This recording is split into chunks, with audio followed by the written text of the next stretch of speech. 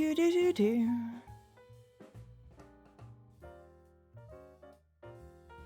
Do do do do do. Hello, I'm back. Did you miss me?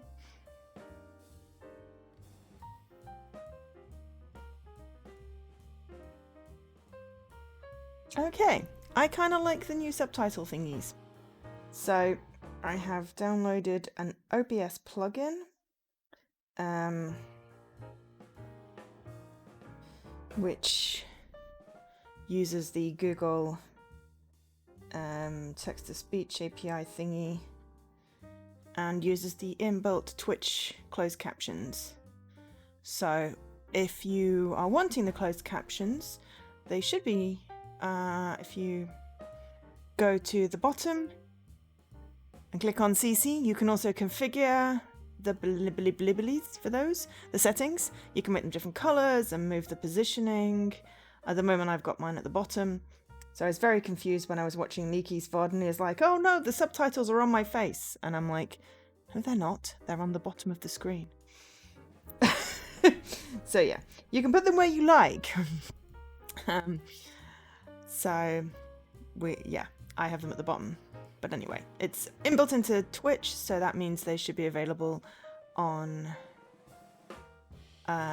streams, on the VODs, and also producing a subtitle file, which I can upload when I upload the VOD to YouTube. So I'm being very accessible, so hopefully they will be accurate. Oh, you meant the in-game subtitles. Okay, well, I was only listening to you. I wasn't paying attention to the actual game at that particular point in time. I couldn't see the subtitles anyway, so it didn't matter. Oh, yeah, the bots can only go when the API goes, and it only just went, so... Hi, Mr. Corners. Hi, Leaky. Hi, Dan.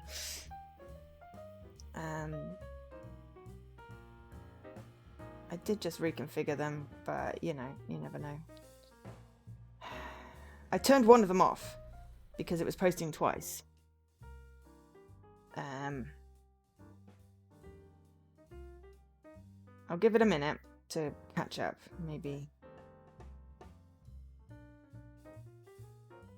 Anyway. Captions are working, so I'm going to turn them off for me. I've also fixed my light.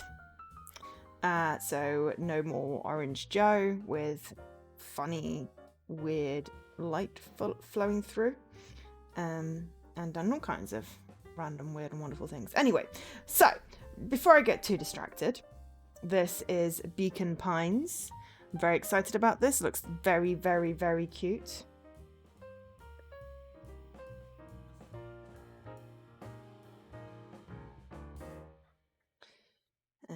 Okay, fine. Bot's not posting. We'll post. I'll sort that out later. Hi. Yeah, so this is Beacon Pines. This was released 2 days ago on the 22nd of September. 3 days ago? 2 days ago? Seriously? No, it didn't! Dan, don't be silly. That was me.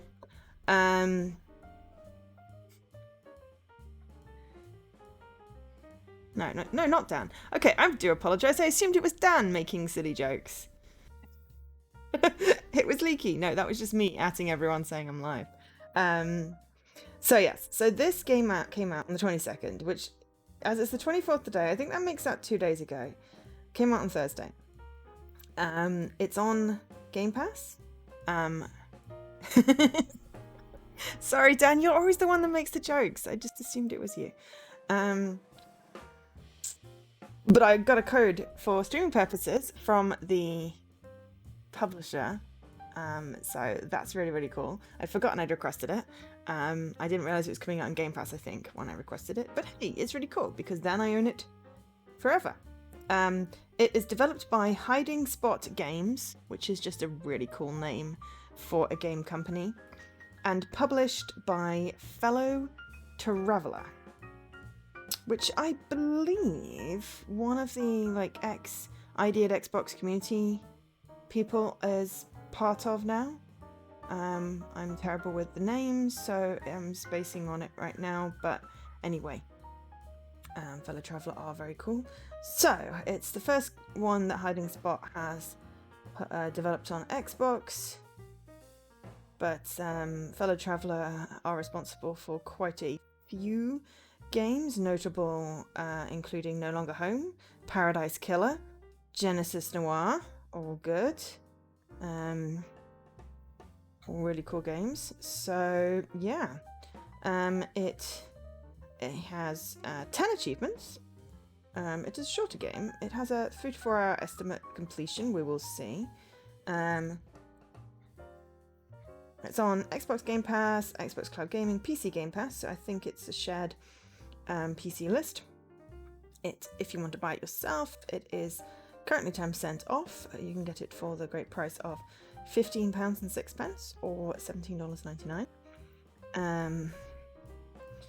So just a quick blurb. It is Beacon Pines is a cute and creepy adventure set within a mysterious book. I mean, I was sold in that first line. Oh, good. I'm glad the closed captions are good. Morning, Kai. Yeah. Well, I mean, I had the one that I was using before, and that seemed fine, but it involved me turning it on, whereas these are built into OBS. I can see that they're working. I can't see the actual text because that is way too small for me to see from here, but the point is that I don't have to do anything. It's just enabled, and I have a file that I can upload to YouTube. So I should have set it up before. I didn't. I blamed the fact that I was out of spoons. So yeah. But yeah, the closed captions should be good. I fixed or at least I added the compression on the audio, so I shouldn't peak the mic quite so much. And yes, I said I sorted out the light. You can't see me yet. I should probably switch to the game. Hello, look, I fixed the light. I'm no longer orange. Okay, I'm still slightly red when I stick my really white arms in there, but anyway. Yes. Basically, it had become disconnected from the Wi-Fi. So apparently, the way that you sort it is you turn it on and off 5 times, then it flashes, and then it will be picked up again by the app. But yes, there is a Joe. Hi, everyone. What was I reading? Oh, yes, I was reading the instructions. So, Beacon Pines is a cute and creepy adventure set within a mysterious book. As I said, sold on the first line. Love books. You play as both the reader of the book and its main character, Luca. So apparently we are going to uncover the truth. Something strange is happening at the old warehouse, and Luca and his friends seem to be the only ones taking notice. Sneak out late, make new friends, uncover hidden truths, and collect words that will change the course of fate. Sounds a little bit like Stranger Things meets... Oh, what was that really cute game?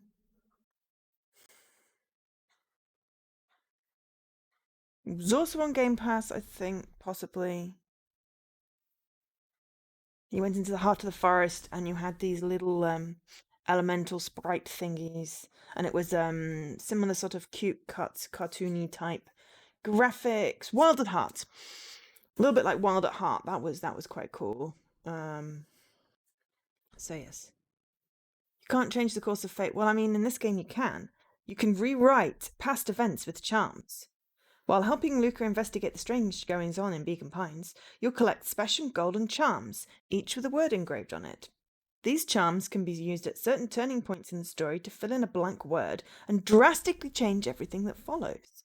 So it's a little bit like the branching storyline in like Nonary Games or AI, Somnium Files. Yeah, I'm curious how that translated. Nunnery games. Okay, it got Somnium, fine, but nunnery. Nonnery.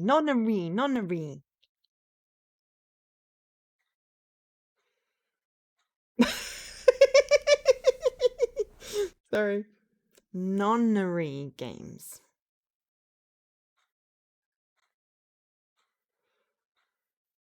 No?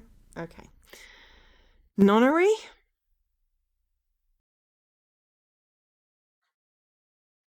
No? Okay, I'm gonna have to do a correct. Apparently you can set up like auto-correcty things. So if I say, "Hi, my name is Joe," otherwise known as Angel SK.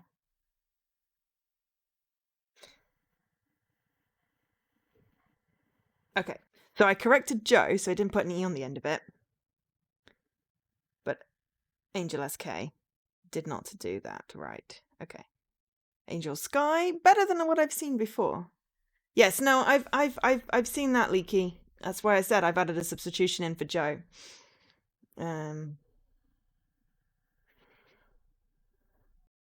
So yeah. Anyway, getting distracted.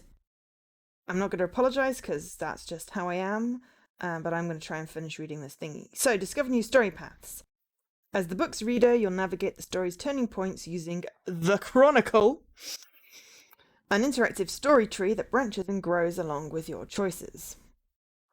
Exploring one set of events can unlock new charms to use on another branch, leaving you to jump back and forth between entirely different versions of the story in order to unravel the mysteries at the heart of Beacon Pines.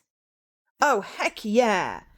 So this is exactly like, you know, Nonnery, AI Somnium, that sort of branching visual novel type storyline thing. Ah, okay. I haven't even started playing and I'm sold. Well, I was sold on the first time, to be fair. Okay, we're not going to get distracted. We may have to hide that subtitle box because... No, it's fine. Okay, so... There's no music as yet. And I don't have any music on the TV. Hang on. Hiding spot! Okay, that is a really cute icon. Okay, so... I know, but it's not my name. Dan. Dear reader. Okay. There's a howling wind, and I don't know how... I'm going to turn it up a teeny bit. No, it's not connected. I'm not going to turn it up because my plugin's not connected. Damn it. Okay. Let me know how the volume of the game is, because I'm going to have to go and turn it up manually if there's a problem, because that's the one thing I forgot to test. I updated OBS, if you hadn't noticed. I updated things when I was adding things, and yeah. I mean, it did break my Stream Deck connection, and it took me like 20 minutes to fix. And then it took me like a good hour to find out where to put the subtitles. But yes, apparently it's also broken my media. Okay. Yes, I know, but it said Dear Reader. Okay, so let's see. Allow me to introduce you to my book. Okay. So it said, allow me to introduce you to my book, but was it too quiet? Just about right? I doubt it would be too loud. And could it do with being turned up? Is what I need to know. Though it might at first appear like many books you've come across, it is far from ordinary. You may, therefore, have some misunderstandings about its nature. Okay.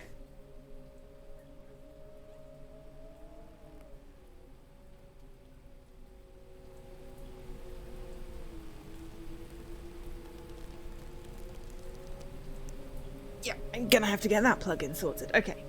Right, I've turned it up. Let me know now if it's good, too loud, or too quiet still. The story still. that awaits you has not been fully told. In fact, its conclusion is not yet known, even to myself. Ooh. It is in that way that my book is special. It is in that way that you are special. I'm special. Without you, there is no story. Thank you, Mr. Corners. Chapter 1. Normal isn't what it used to be. I feel that. This is a story about change. Nestled in a shallow valley is the town of Beacon Pines. Far from the town square, across the river, past the neglected welcome sign, a young boy walks alone at dawn.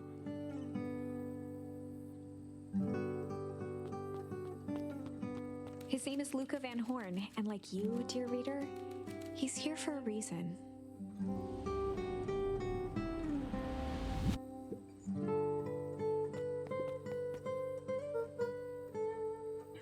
Hey, Dad. How are things going? Okay, hang on.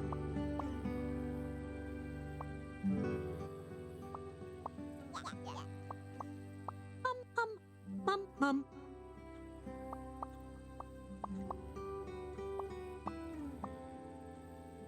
Okay, I've changed the settings in the game itself. So hopefully that's good, and the voiceover will be good, but the music won't be overwhelmingly loud, and the text sound won't be annoying. How are things going? Today's the first day of summer vacation. I start middle school next year, I guess.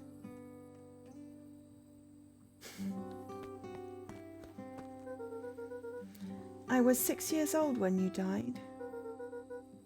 And it's been 6 years now. From here on out, you'll have been gone longer than you were here. Feels like that should mean something. Mum always said that this tree was your favourite spot in the world. Me too. Hey, Luca. I knew I'd find you here. Rollo was Luca's closest friend. He possessed many fine qualities, but subtlety was not one of them. Well, after I banged on your door till your gran answered, and after I checked the pond, and climbed up to the treehouse, then I knew I'd find you here. Rollo finally noticed the tears welling in his friend's eyes, and the flowers on the grave. Oh, yeah, right. You and your mum always did this on your dad's birthday? Yeah. I didn't know if you were going to keep doing it now your mum's gone too. Blinking heck, this kid's 12. And he's lost both his parents. That is just very, very sad. She's not gone. She's just... missing. Sorry, I meant to say since she went missing. She's going to come back, Rollo. Of course she is. Rollo is Scottish, because I have to have a Scottish character. Okay, Dad, see you next time. So, sounds all good? All good? I think I'm ready to get out of here. Sure, lead the way.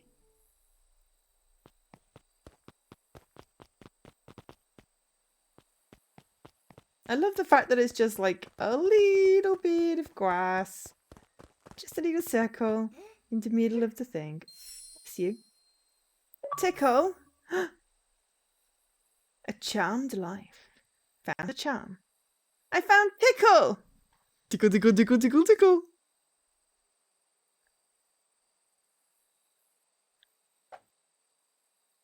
Wonderful! I had a good feeling about you from the moment you opened my book.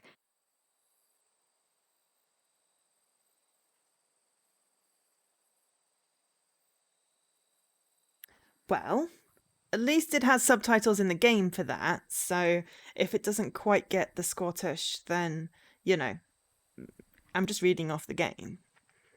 I had to set it to English United Kingdom, because it had it in, like, you know, English simplified before. Sorry, US. Thank you for the tweet out. A charm is a very special thing. Very special indeed. Keep hold of it for now. Its purpose will reveal itself soon enough. Thank you for the host. Oh yeah, I almost forgot. The whole reason I was looking for you. I was wondering if you'd ever get to that. I found the perfect weed to start our summer. How's that? Rollo looked to the side suspiciously. Not here. Dee might be watching. They who?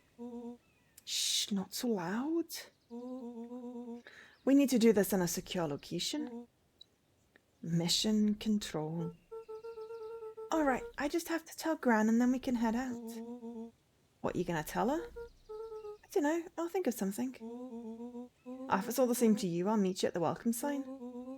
Your Gran still kind of wigs me out. I don't do well with new people. She moved in like half a year ago. Just meet me at the sign when you're done.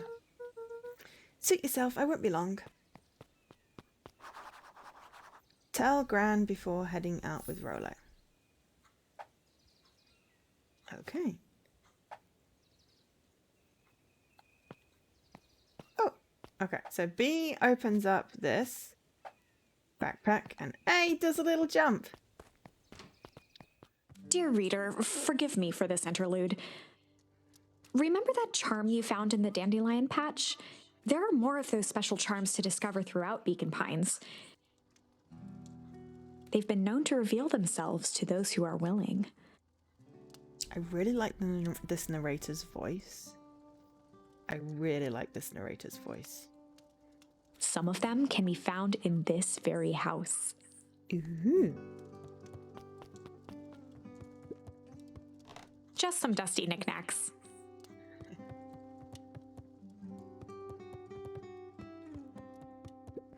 Since Gran had moved in, the house was more peaceful, more orderly, and more covered in flowery fabric. Rolos. I could munch Rolos, I guess. One of his father's old stethoscopes. Luca had spent countless hours listening to anything and everything with it.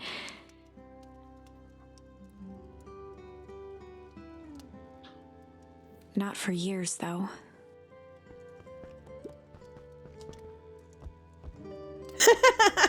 It had little sunglasses. Ooh, I got to ponder.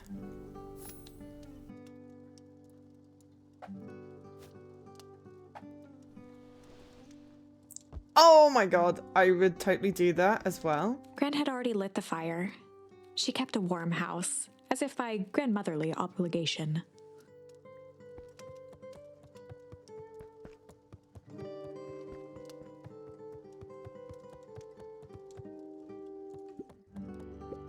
Luca paused at his parents' bedroom door. He just wasn't ready to go in yet. Gran had commandeered the upstairs closet when she moved in. Some things need shelter from a young boy's mischief, she said. Hide.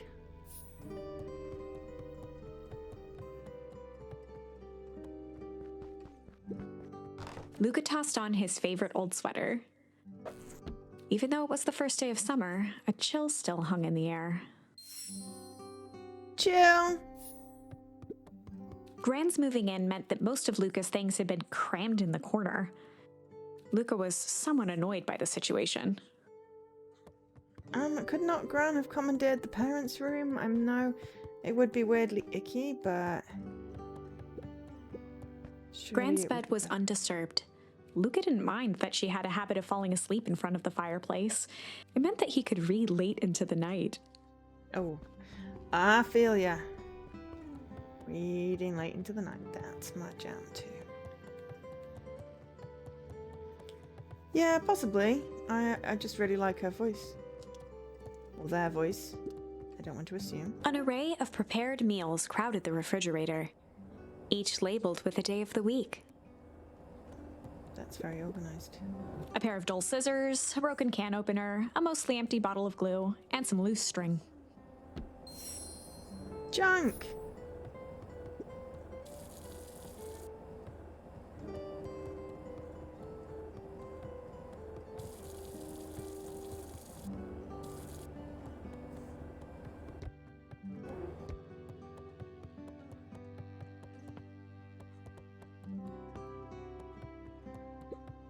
The only piece of furniture Gran had brought when she moved in was an old hutch. Mm-hmm. Where is Gran?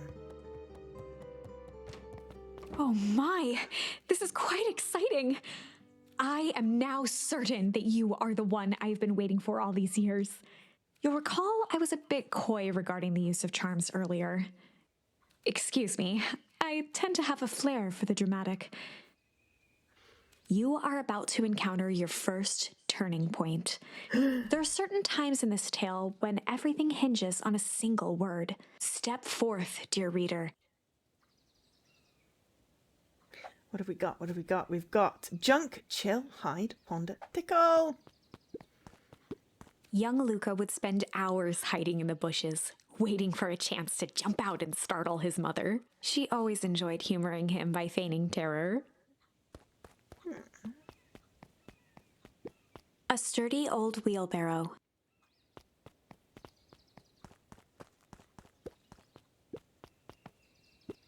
A beginner's guide to gardening laid open on the bench.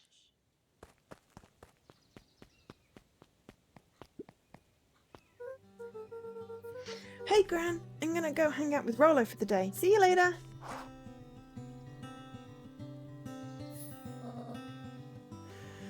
Hold up now. Where are you and Rolo are headed exactly? Oh, my special? The less Gran knew, the better for everyone involved.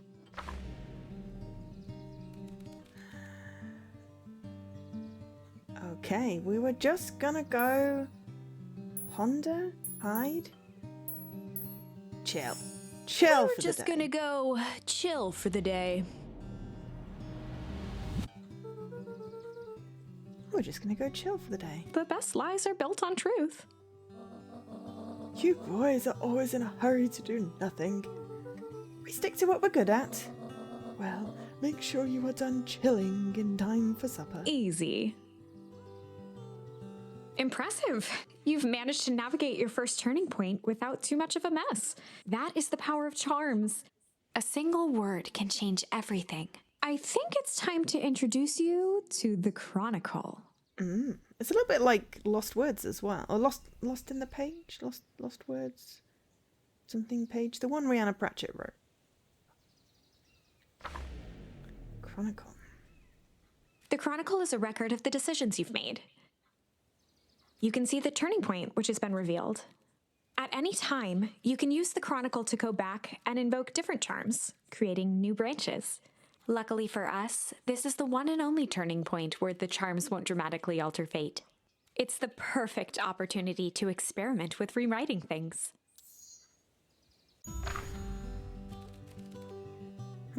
Okay. Ponder. Ponder. We were just gonna go ponder for the day.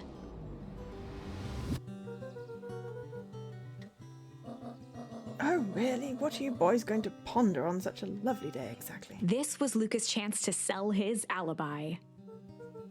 You know, big stuff. Small stuff. Medium. Mostly medium pondering. Nailed it.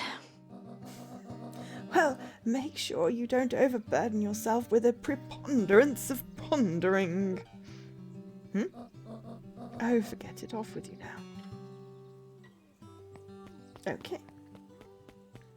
Do. Oh, and Luca. You and Rolo stay out of trouble. I know.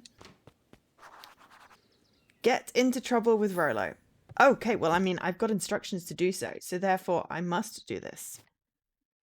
This is so cute. So yes, so this is on Game Pass. I did get a copy of this game for streaming purposes, in which I am very grateful for this.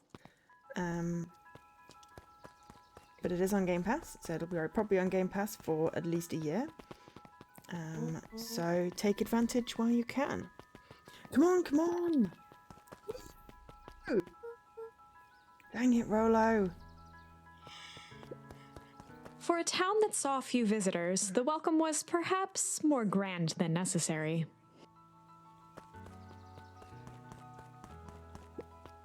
The road leading to Beacon Pines was long and uninspiring, a sort of natural barrier for the impatient.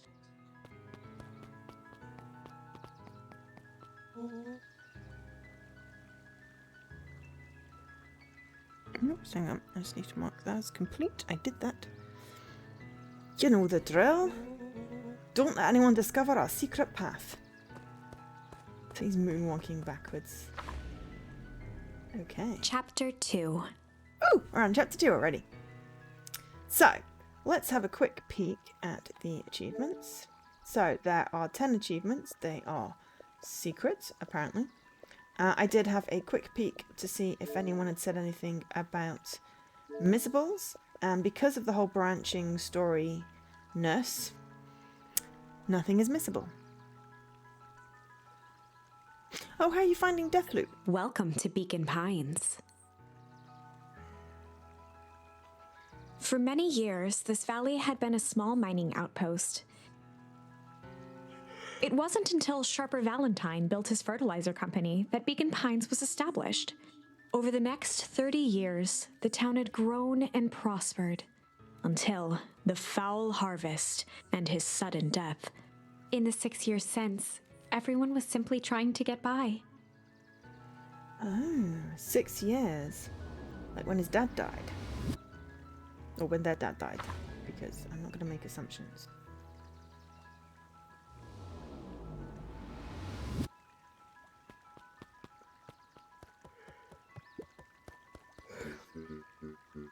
Sorry, young Mr. Van Horn. Can't talk now. Very busy with preparations. Mayor Augustus Valentine was not busy. Oh, sorry, Gus. How many times do I...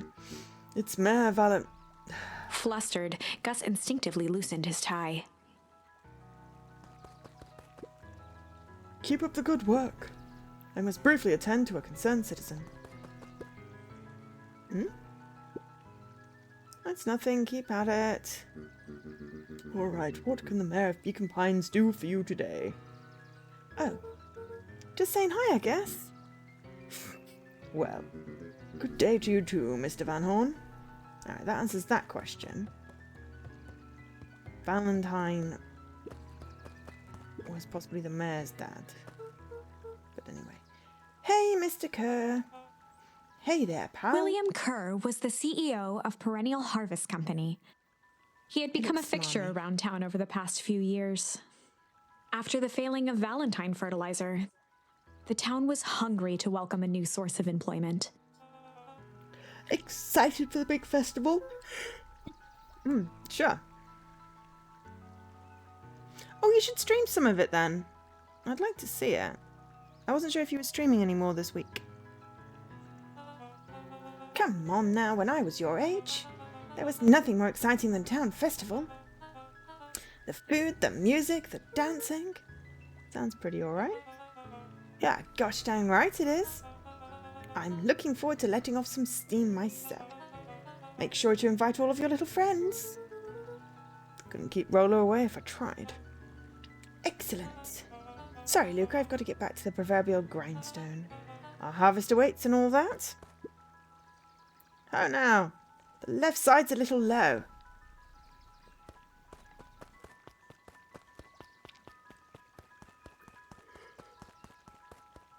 See, I don't know what's going to give me a thing, so I'm going to explore all the things. Yes, because so far what I know about Deathloop is shooting. Oh, right, I was waiting up at the treehouse. So, it doesn't necessarily feel like something I would play. So, I would be interested in watching it. Mr. Van Horn, do you have a moment? It's just Luca. Golly, I'm sorry, it's my first week at Perennial Harvest. He pulled a pen from the pocket of his sweater vest and began to frantically jot something down on a clipboard. Wonderful, it won't happen again. I get that, it's fine. If we are going to be on a first name basis, then you can call me Pete. Oh, nice to meet you, Pete. Sorry, what are you writing? Oh, just documenting. Gosh, it's exciting to be a part of something so darn special. You know, it's not just about new fountains and phone booths. We're going to change the world. It all starts here in Beacon Pines. Isn't that amazing? Uh-huh. Anyway, I'd better get... Oh, that reminds me. We'd love to hear your thoughts. My thoughts? You bet. If we're going to change this town, we need to get every detail right. That sounds intense. Ha, ha, ha. Changing the world is intense. So what do you say? Could you answer a few questions? I guess if it's quick. Wonderful. Open to answering a few quick questions. One down. See, it's not that hard, is it? Oh, okay, we're going already. Question 2. What is something you love about Beacon Pines? I've never really thought about it before. Perfect! It's the only place I've lived. See, that wasn't so painful. Pete stopped scribbling and glanced up from the clipboard. Was it? I guess not. Huzzah! Our first 3 questions answered in record time. Are you literally writing down everything? Thank you so much for your time. I need to process these answers. We can save the rest of your thoughts for later. Okay. Our harvest awaits. Okay, he's kind of adorably enthusiastic. Come on, Auntie, grab his wallet. I'm sorry, Iggy, I can't. Do it or we pound you. Yup. Yeah, but my mum said... Yeah. If I had a nickel for every year, but I'd be the freaking king of nickels. Ain't that right, Tish? Yup. Okay.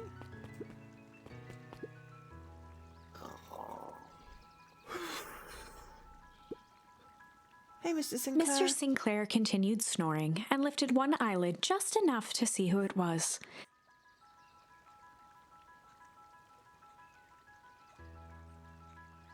Yeah, so my bot did not work. I don't know why.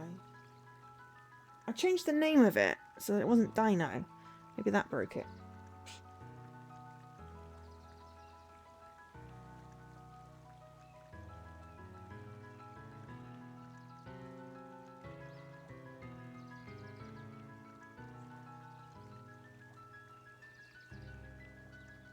But yeah. Shooty but not super twitchy. Okay, well, I mean, I just have to see. Because it sounds interesting. But not sure whether it's me, and there's like 1,000,000,001 games out right now. I want to play. Oh, anyway. A tactic he often used to avoid undesirable conversation. Yoo-hoo, Mr. Sinclair. Don't you see I'm sleeping, boy? How's the napping today? Grummy as always. Used to have a perfectly nice view from here. Till perennial harvest put that monstrosity of a building in the way. Are you using Rainmaker? Because I can send you what I've got, if you want. Why don't you move your chair a bit? Why should I be the one that moves? If it's a showdown they want, I ain't gonna be the one who blinks.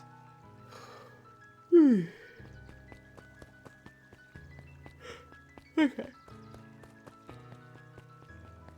So, is anybody looking? Sneaky, sneaky. Oops. Mission control! Authorized personnel only. Hey, Jetson. Hi, Evan. Differentiating between game and chat. Jetson. Oh, Jetson. And... have what? Is the line playing any tunes today? No bites this morning, I'm afraid. Come to think of it, can't remember last time we reeled one in. But, hey, it were never about the catch. This is where I come to think. Yeah, that's what my dad used to do here. It reminds me, you ever want his chair back? Taken to standing recently. Keeps me from falling asleep at the reel. If you don't mind, I think it should stay. I do. An empty chair makes for a great listener. Whenever Luca saw his dad's chair by the pond, it reminded him of the days they'd pack up a couple of sandwiches and fish until sundown. This game's gonna make me cry, isn't it? Luca opened the tackle box and picked the perfect bait. Luca gently baited a feather onto the hook. Good for skimming the surface.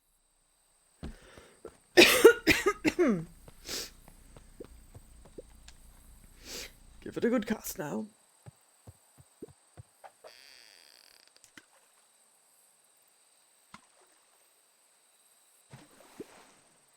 You'll have to reel it in a bit faster, or your catch will lose interest. Okay. Go pick out your bait from the tackle box, Buckaroo. Okay, apparently yes. Luca gently baited. Good for skimming the.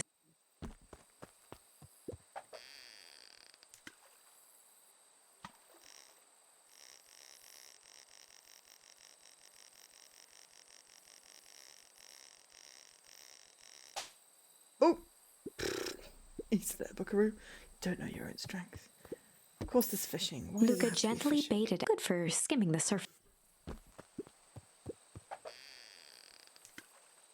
So, you press A. When it goes red, you let go. A. Okay, that's fine. We got a rubber ducky! I'll be switched. It's your old rubber ducky. We're just a little drooling ball of fur when you lost that. Cried for days. Told you to turn up. Okay, we could try some junk. Luca tied a shoestring to the hook. What fish could resist a nice shoestring?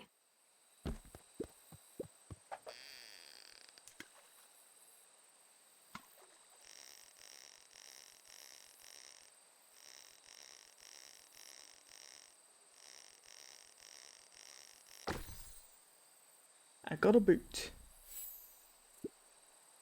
Where do you think the other one is? Hard to say. Sometimes things drift away. It's a pond. That's not fair. No, it's not. Well, wherever it is. I hope the other boot at least has a sock to keep it company. Oh, now it's reminding me of that game with the lost, Forgotten Anne. The lost things. Luca tied a shoestring. What fish could resist?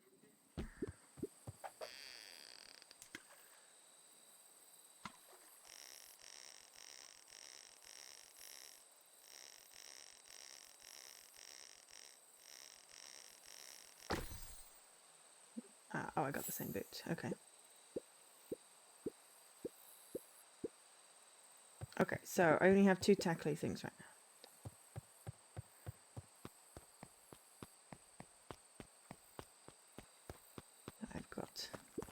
But I only have 2 baits, and it seems to replace the one when I do it. Okay, so.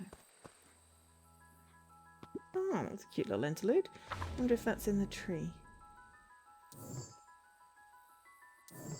No, okay, it's not. But I'm sure I can get to it by doing that. I don't have any tackle. So, let's go here. The boys had a good thing going. As long as they kept old Jeff happy. How's everyone's weekends going so far? They had an endless source of precious materials to add to the treehouse. Who's Jeff? On certain nights, when the clouds were just right, the boys could tune into strange patterns of static. Rollo thinks it's aliens. He always thinks it's aliens. It's probably aliens.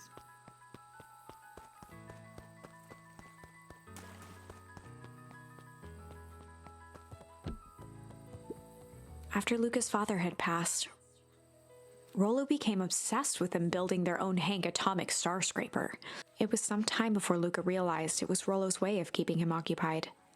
Aww, good friend. Ooh. Chill.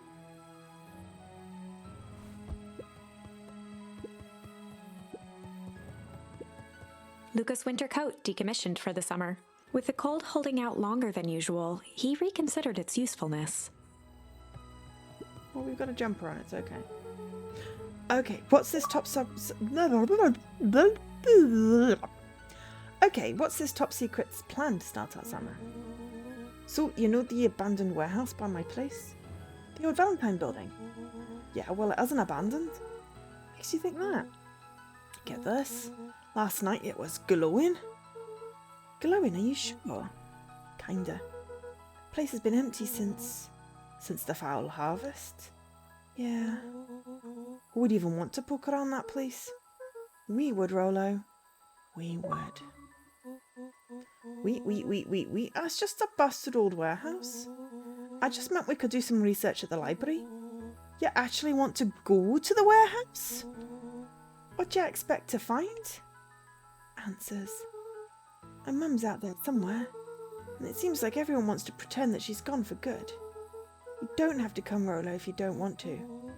Luca, remember that time I sort of accidentally burned down the chicken coop? And you jumped in it and said it was your fault before my pa throttled me?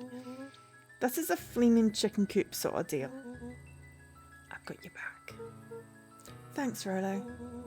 Now that I think about it, poking around in a decrepit fertilizer warehouse is exactly how I want to spend the first day of summer. Let's go!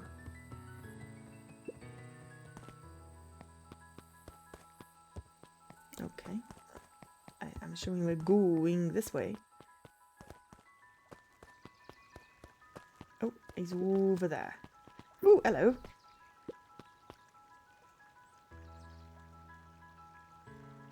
You can stand and stare at shit. Right, zooms in a bit. That's cool. I'm just catching my breath a bit. Go on, I'll catch up. Ooh. Last Chance Diner. Oh, that was the town hall. Holden Wilder ran the local paper of record, the Beacon. Hey, Mr. Wilder. Morning, Luca. What's the day have in store for you? I was wondering if you heard any news about... News? Beacon knows the news that needs knowing. Any news about the old fertilizer warehouse? No. Oh. Well, I thought he saw some lights there last night. Well, I ought to be careful poking around that part of town. The winds of change are blowing. And change is a dangerous animal. Change! Oh. We now have change. The winds of change. Miss Hatch could often be found near the fountain, too absorbed in a book to be distracted. Oh, I love her.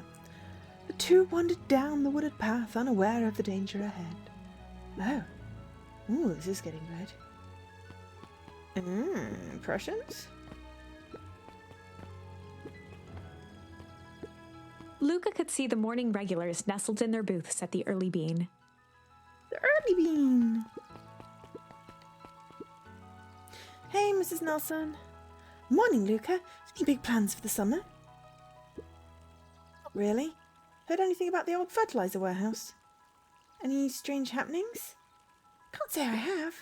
Either way, a dusty old warehouse is no place for a young boy. You'd be safe now. I mean, it sounds like a perfect place, you know. Ooh, hello.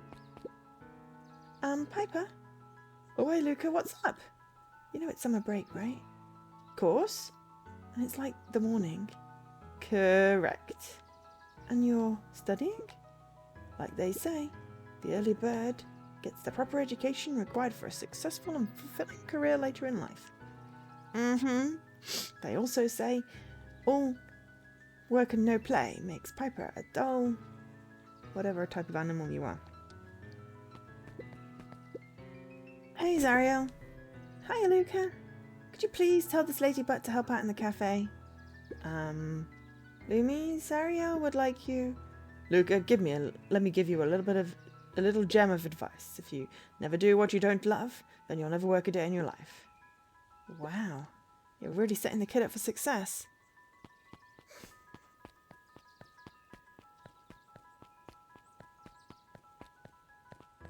I mean, yeah, you probably shouldn't be doing what you don't love, but... Oh wow, God, there's more. Let me just finish talking to these people over here then.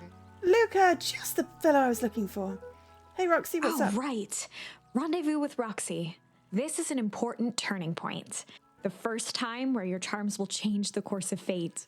And currently, we only have one suitable charm at our disposal. Have no fear, we can always return later using the Chronicle once we find more charms.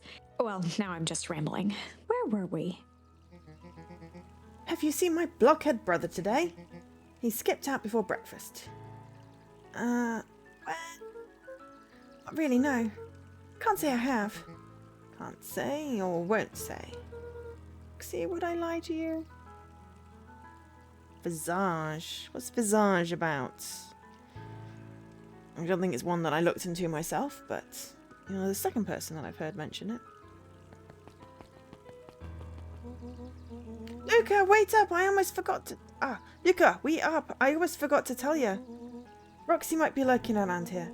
This is one of her favourite places to stand around and be useless. Rolo? So we need to make sure she doesn't spot us. Rolo? Why are you doing that turning thing with your body? What, you're not scared, are you? She's harmless. And a champ. She's right around that corner, isn't she?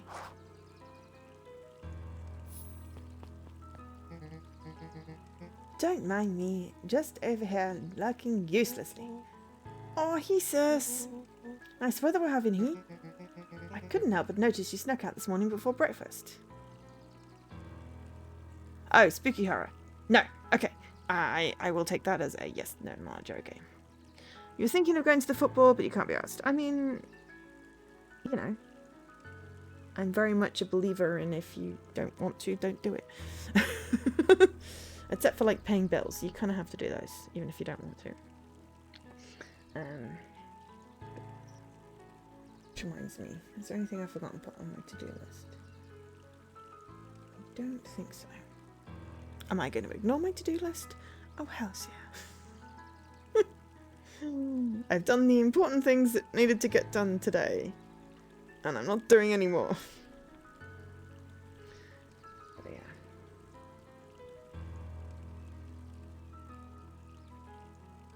Well, yeah. I mean... No, I've done the important things. It's all good. Anyway. I wasn't hungry. Also couldn't help but notice your morning chores were left unchored. Roxy, I'm gonna level you. I'm sick and tired of digging up carrots. We all got to pick up the slack since the fall harvest. Oh, have a great day, Mr. Cornwalls. Bye-bye.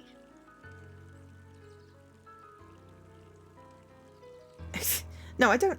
I never add doing the to-do list to the to-do list. Sometimes I add the stuff I've just done to the to-do list so I can tick it off. But I've had stuff on my to-do list for a while. Like, some for years. It's not majorly important, but it should be done. I did a good chunk of it when I had 2 weeks off. But the rest of it, I'm like...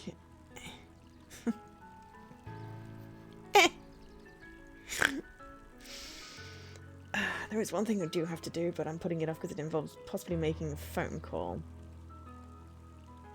Which I don't want to do. But yeah. Anyway. Yeah. I don't think there's particularly anything I have to do this weekend, except I'm doing some streaming, doing a little bit of gaming, and possibly set a load of washing off. Yeah, I mean, that about works, Dan. Though there are some things that kind of need to be done by a certain time, so those things are kind of important. I have various to-do lists. I use them to remind me to, like, unsubscribe to things. Like, if I get... Like, Now TV has a thing going on at the moment that I can get 2 months of film for £2. So, I've done that, because that's reasonable, and they've got Sing 2 on there, and I want to watch it. But I've also set a reminder to cancel it after a month and a half so that I don't get charged the full amount when the thing's up. So, yeah. And I have an app on my phone, so it's pretty much always with me, but yeah. But anyway, we all got to pick up the slack. Almost every carrot I dig up is rotten, and the rest look like they were hit with Hank Atomic's shrink ray. All the more reason to keep on digging. That's got to be more to life than puny carrots. Look, Roxy, Luca and I have places to be, so if you don't mind... Oh, I do mind. I'm not going to catch hell again because of you. So either you march yourself home and harvest those carrots, or I haul you home myself. Oh, well, I should have Rolo gone froze as Roxy took a step toward him, cracking her knuckles. Luca knew he had one chance to save his friend from being dragged home. Okay, must be a little... Well, we only have chill. In the past, he found the best way to deal with an enraged Roxy was to be a little chill. Come on, Roxy, it's the first day of summer, the sun's shining, and we just want to take it easy. Let's leave tomorrow's problems for tomorrow. That's good and all, but Roller's problems have a way of becoming my problems. And Pa always says tomorrow works is best left for yesterday. March, you big oaf. Your rats. I expect a full report about the Valentine, please. A full report! Oh, okay, so we couldn't really avoid that. Investigate the thing alone. So, Fitz, what are you up to this lovely day? Yep. Cool, cool, cool. Like, Sharper Valentine, founder of Beacon Pines. Never underestimate what a great man can do given A time. bit much, if you ask me. I was just about to say that. Thank you, narrator. Indulgent. Ooh, okay. So, right. We've got indulgent, change, junk, chill, hide, pomper, and tickle! Okay. At some point, I'm going back to the fish. But for now, look, we peek down here and see what we've got. Oh, cake. Oh. Did we just kick the melon? No touchy, and we kicked the melon. Okay, that seems like a very bad idea. Maybe we get some ice cream. Hi, Griffin. How's the ice cream going? Not great. Still pretty cold out. I'm in the business of selling cold. I'm sure things will warm up soon. Mr. Tolliver's not at his grocery stand. He's prepping for the festival, I guess. Gotcha. Okay. We can kick the watermelon. I'm not sure that's a good idea. Okay. I'm keeping a track.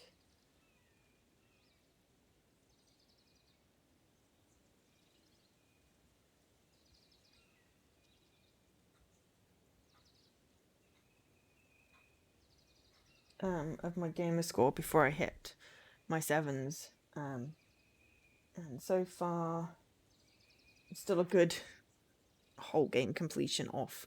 So, yeah, okay. Hey, Bert. Hi, Luca. Doing some fact-checking for the town history exhibit. Look, kid, I'm just here to put up the lights. But did you know, when the town was founded, there were only 7 citizens.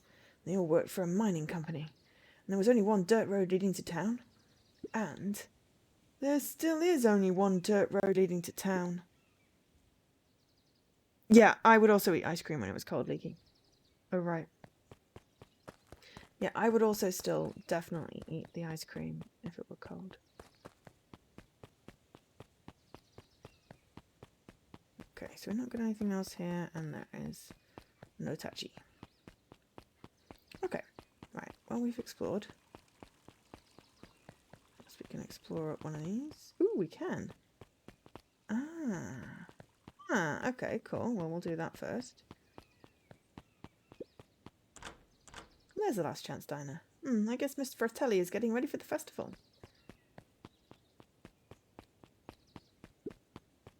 Up at dawn, newsstand. Hey, Dawn. Sorry to wake you. No problem. It comes with the job. Dawn had dreams of becoming a big-time reporter. At night, she searched for the story that could be her big break. Cute. She's so cute. By day, she hawked papers at the newsstand. What's up? Otto said he saw something strange going on at the warehouse. You know anything about that? You might say I've heard some things. I'm working on a story about it right now. So what's going on? Can't say quite yet. I still need to follow up on a few leads. Keep me in the loop, okay? Sure thing. Things seems to be quiet in town today. Yeah, everyone's preparing for the festival. Should be back to normal tomorrow. Catch you then? Catch you then. Oh, and Luca, I'm really sorry I haven't been able to find out anything about your mum yet. I'm just grateful you tried. Still keeping my ears up. Aww. Okay, she's cute. And I'm glad I didn't miss that bit. Okay, now we can go around this bit.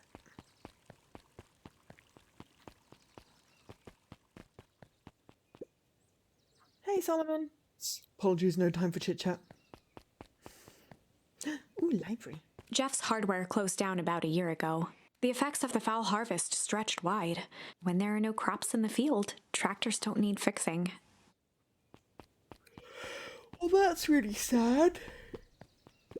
Oh, excuse me. Looks like the library hasn't opened yet. I'll check back later. Luca, my boy, hold up a tick. Oh, hey, Mr. Nuncreed. I was just on my way too.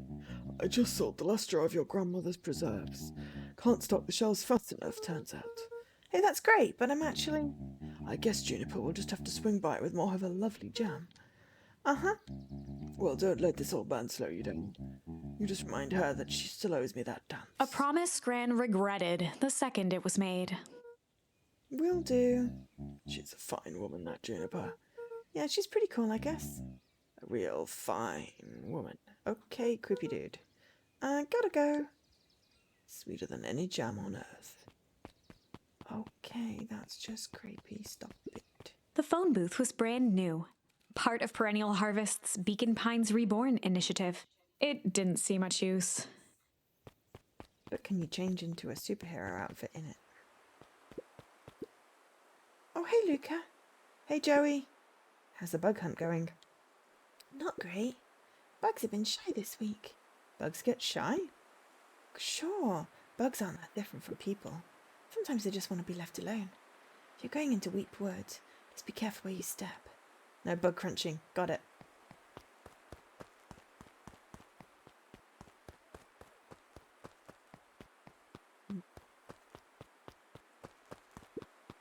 Luca peeked up at the beehive. It appeared to be deserted. That's strange. The path led into a small hollow at the edge of Weepwood. Okay, no turning back now. Oh, but I wanted to... Oh, caution, electrified fence. Is that The fun fence new? thrummed with a gentle electric buzz. Okay, so what would Rolo do if he were here? Luca often asked himself what Rolo would do. What would Rolo do? WWRD. So that he could rule out that option. Definitely not touching that thing. Okay, can we go back? Luca knew that if he gave up now, he'd Oh, but never I hear the didn't end of it go from down Rolo. the other path. To go down the other path.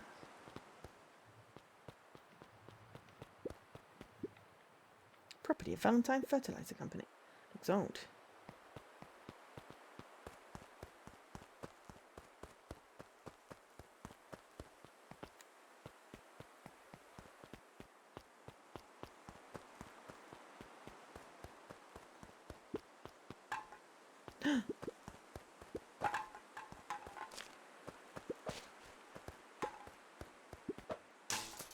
As sparks flew from the fence, the light atop that section shut off.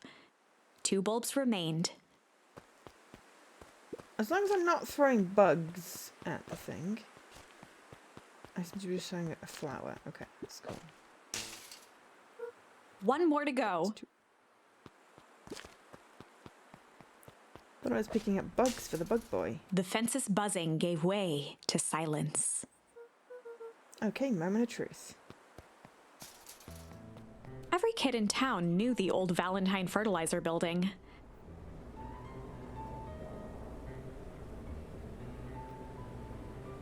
It is glowing. Long abandoned, the warehouse once served as the industrial heart of Beacon Pines. Now, it stood only as a reminder of things left behind. The dormant building showed strange signs of life. Okay, so Rolo wasn't exaggerating for once.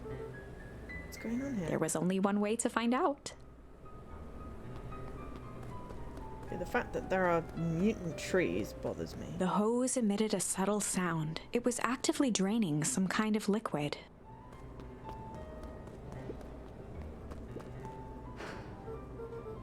Wow, that smells awful. Too bad Rolo's not here. He'd have no problem poking around in there.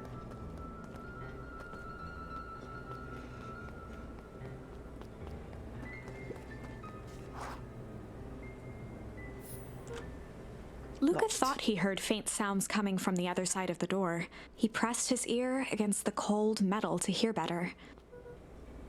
A zipper? The sound of footsteps grew louder. Hello? Shit.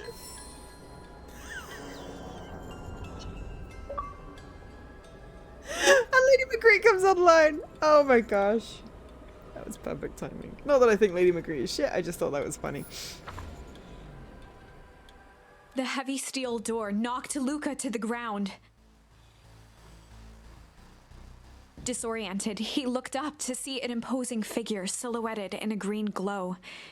It lunged toward him. He tried to scramble away, but felt a gloved hand latch onto his ankle.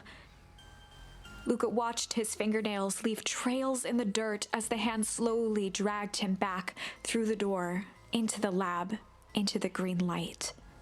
No! This is a story about change. This is a story about change. It was far from the sort of change Luca imagined for himself. But change is, after all, a dangerous animal. The end? I probably should have warned you about this. There are many paths that our story can take. Most will end in tragedy. But don't let that discourage you. We will find the ending that this story deserves.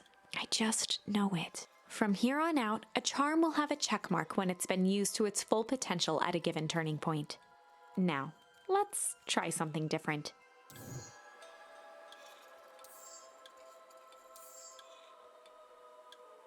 Okay, so chill, hide, ponder are all used. Change, let's try shit. Was to be a little shit. In the past, he found the best way to deal with an enraged Roxy was to be a little shit. Take a break for it! What have you done? Did that little shit just kick me? Run all you want, you little twerps. You've got to come home eventually. Sorry! Investigate it with Rolo. Excellent. Sorry about that. Rolo can get overexcited Solomon sometimes. Valentine, current ward of and future successor to the Valentine fortune, huffed as he brushed off his pants. A town of complete and utter fools. One wonders if it's worth taking anything here seriously. Either way, I'm really sorry. No matter how are you doing. Me? With all that business about your mother and whatnot. I'm getting by. Still no word from her at all? No. That is truly a shame. Aww. Grandmother's taken residence to keep house? Yeah. And how is that going? We mostly stay out of each other's way. Make it sound like she's really home. Not like that. She just has a lot to do. She's still settling in and trying to figure out how to make ends meet. Indeed. Well, count your blessings. It's better to have a caretaker who's rarely around, in lieu of one who tries to compensate by smothering you with affection. That doesn't sound so bad. Trust me when I say, it's best to rely on yourself. Family has a way of creating more problems than they solve. Oh. Uh-oh. Solomon trifled a gesture toward the approaching heiress Valentine. Speak of the devil. Do not wander off like that. Much too busy to be looking all over for you. Apologies, heiress. I was just taking a scroll through town. Trails are for commoners. You're a Valentine now. I want you to be present for the construction of the History Museum. The future of this town relies on its ability to remember our family's great past. Of course. Poor kid.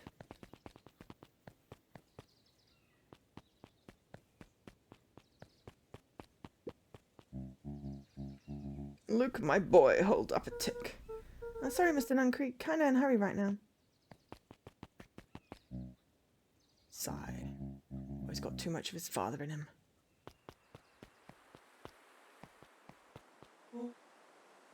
Hi, Win. Well, I'll help.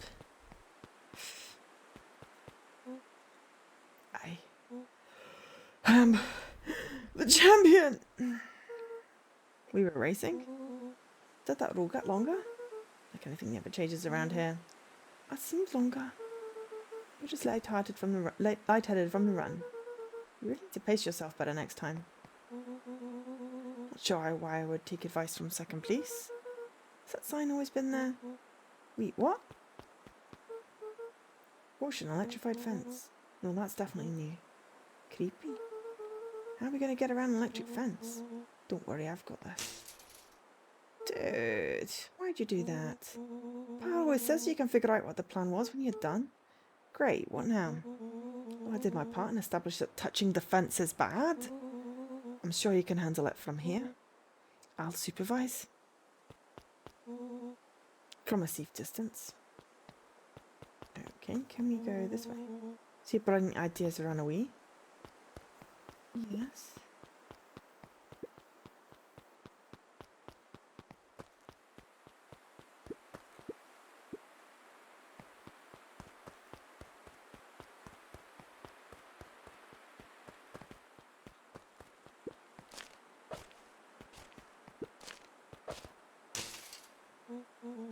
Oh, you're a genius. Think that did it, Luca. It never failed to impress. As the glowing windows of the old warehouse came into view, Rollo began to bounce excitedly. Check it out. Dang, Rollo, you weren't exaggerating for once. Was there ever any doubt? It definitely needs investigating. Good thing 2 ace detectives are on the case. This is bizarre. This is awesome. Rumble! Rumble in the jungle. Did you feel that? The excitement in the air? Yeah, bet your butt I did. Check out this puddle. That's not normal. And this hose.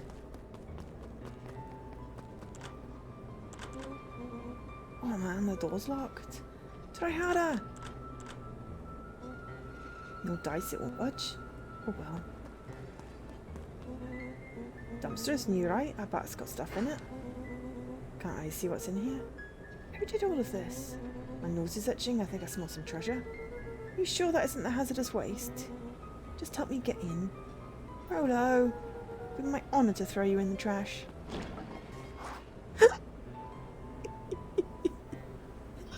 My honour to throw you in the trash.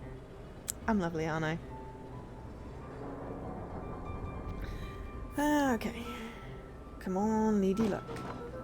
So, what's in there? Let's see. There's a squishy bag of squish. Wow. And a good inch of stagnant sludge. A natural habitat. Wait, hold the phone. Hold 2 phones. Check these bad boys out. Are those walkie-talkies? Just like Hank atomic communicators. Do these actually work? Ground command, Hank atomic. Hank, do you read me? This is Hank atomic. Ground command, you're coming in 5x5.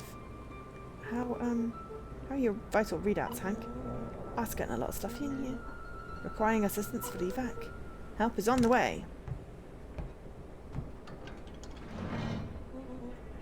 What was that? Someone's coming, give me your hand. I'm trying, my hands are covered in squish. Screw over, I'm coming in. Ah, we didn't die this time. Oops, I'm still Scottish.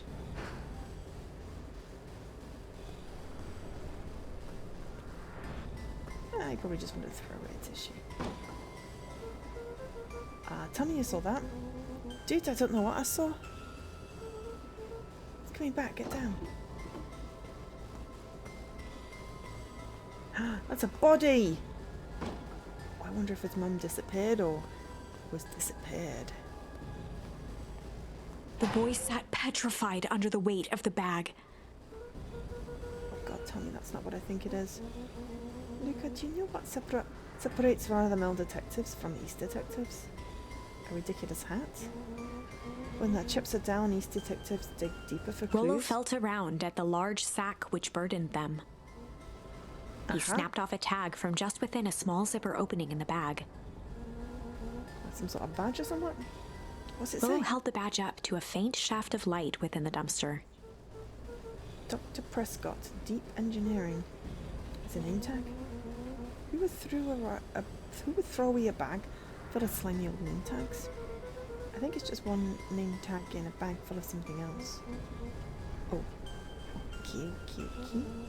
I think we should make a break for it. Stay calm, there's no time to panic. I'm not panicking! You're panicking! Don't panic, Mr. Manorin! Rolo, calm down. You don't have to squeeze my hand so hard. Dude, I'm not holding your hand. Quit messing around. What other slime-covered hand would be in here? No!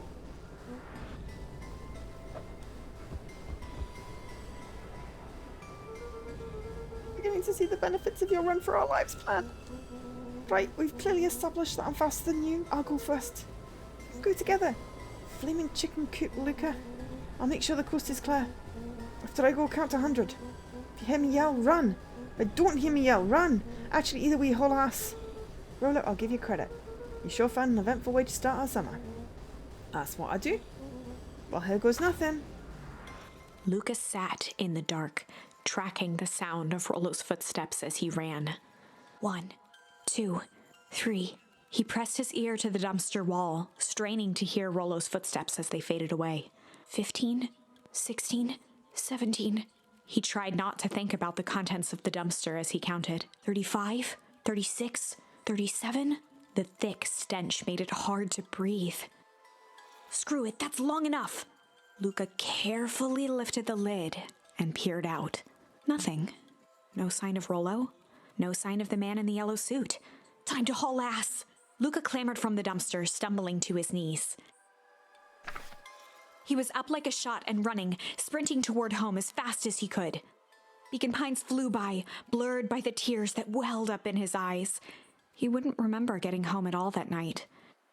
Throwing his front door open, storming up the stairs to his room and surrendering to sleep almost as abruptly as he hit his pillow. Chapter 3. Finding a Friend. The next morning, it was quieter than usual at the breakfast table. Only the sound of silverware and chewing interrupted the awkward silence. I finished jarring a mess of jam last night. Uh-huh. So that'll need to get delivered into town today. Okay. So what did you and Rolo get up to yesterday? Nothing interesting. Lies. Hello? Calm down. No, of course it was the right thing to do. Start gathering folks, I'll be right there. Are you sure there isn't anything you want to tell me about yesterday? Anything I want to tell you? Not really, we just sort of ran around a bit. Gran's brow furrowed. She let out a long sigh. Her voice was quiet and even.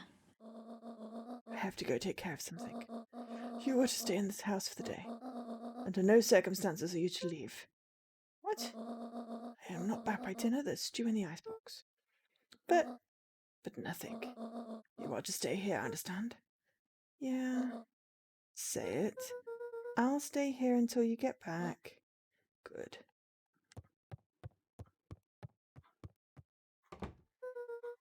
Well, that was strange.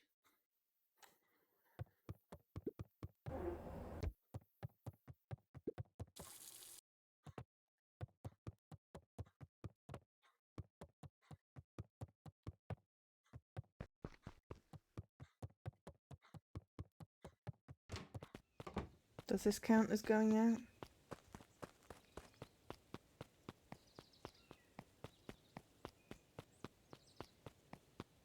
I need to run around outside and get some fresh air. I should take my own advice.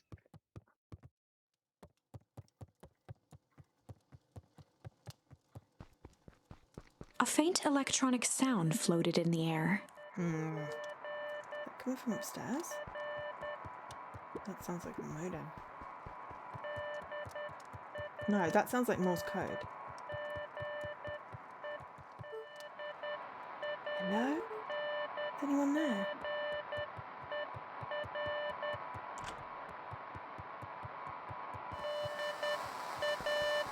Oh, it's the radio. Hello? Rolo, is that you?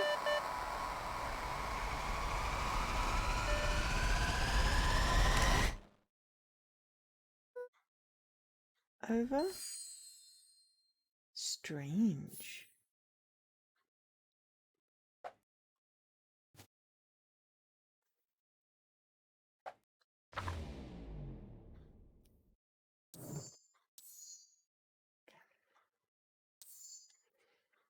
Shit is not complete yet. I kind of like that it's a tree. This is really cool. Oh, is that my door?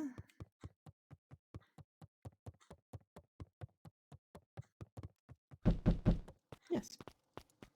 Oh, hey, Roxy. This is about me accidentally kicking you yesterday. Is Rolo here? No? Look at me, Luca. This is serious. Is Rolo here? I know I haven't seen him since yesterday. Rolo didn't come home last night. What? A pit formed in Luca's stomach. Where was the last place you saw him? We were playing around in Weepwood, and then it was late and we went home. Weepwood? If he's alive, I'm gonna kill that little creep. Was there anything else? Hi, Lady Marguerite! Anything he said? Luca's mouth felt dry. No, we were just messing around. Key? You need to go let people know to check the woods. You stay out of trouble. Did my bot break? This game is very cute.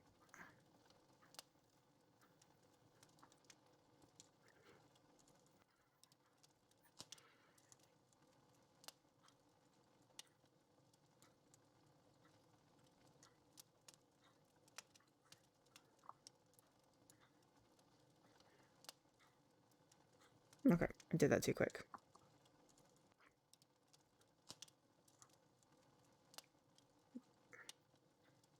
Alright, okay. Apparently Twitch's API is having a bit of a weird... Probably why the bot didn't post. Go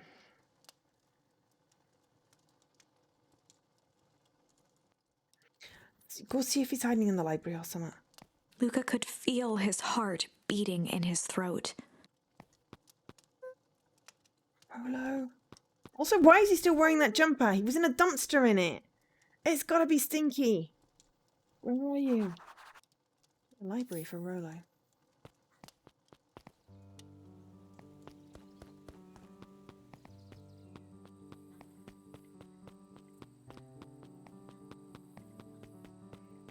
I mean, of course we go just check on Dad.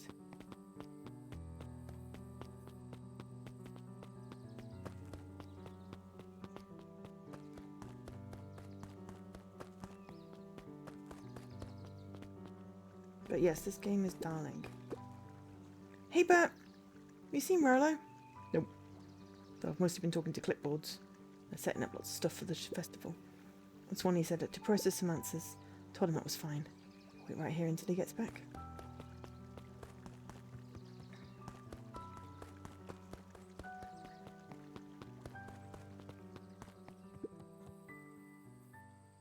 Oh, I didn't mean to do that, but maybe we can fish some more. No, still ticking Luca like that. tied a shoe. What fish?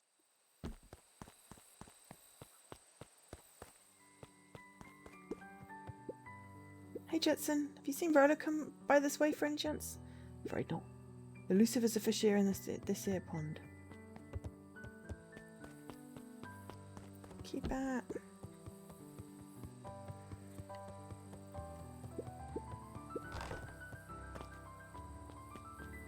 It's a good idea to check a treehouse first.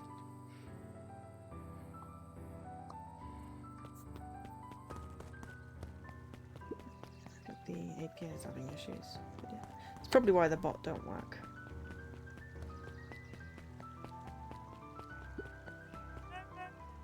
Howdy, Luca. Hello again, Pete. I'm not Pete, you silly goose. It's Toby. You could have fooled me. Well, hey, it's no problemo. The important thing is we'd love to hear your thoughts. Yeah, I'm getting that impression. We're all a part of something special, Luca. And it all starts right here in Beacon Pines. Toby looked up from the clipboard excitedly. That's right! So how about you start by telling me... Look, no offence, but I've got my own stuff to take care of. Aw, you joker. All part of this together. Let us know when you're free to answer a few questions. Ready to get back to work. Just a couple more minutes. Roxy said she'll be here, then she'll be here.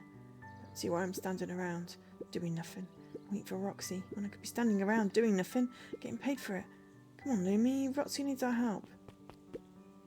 Ah, my parents wouldn't listen. No offence, but isn't Rolo always getting into trouble?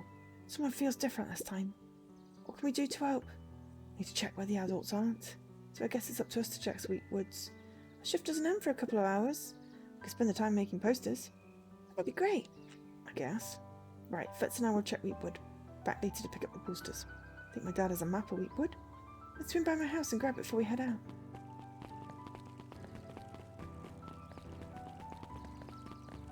Okay.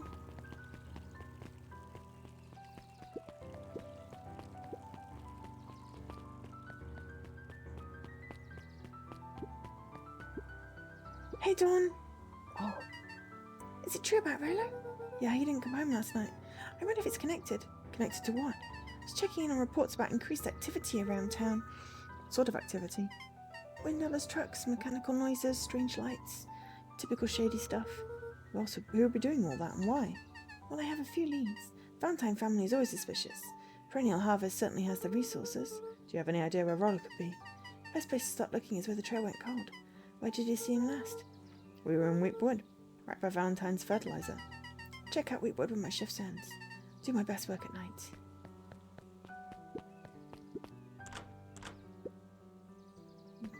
Okay.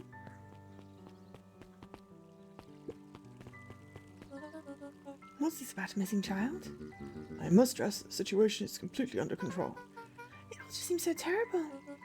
And you're sure there's nothing we can do to help? Nonsense, young Mr. Cotter will turn up safe and sound, I'm certain. Just focus on settling in. Trust my sister has supplied you with super lodging? Oh yes, Miss Valentine has been more than accommodating. We were just telling our daughter Beck that... Now, where did she run off to?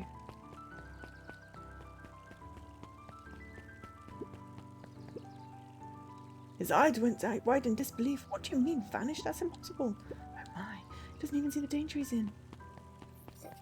She's totally reading our book.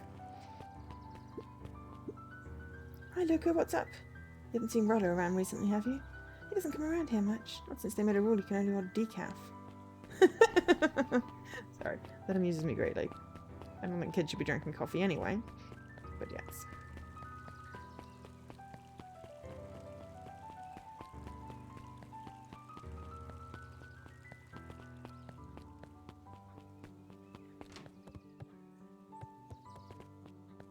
I'm going to skip that for now and check the one bit that I didn't get to check yesterday, which was just to see what's along here.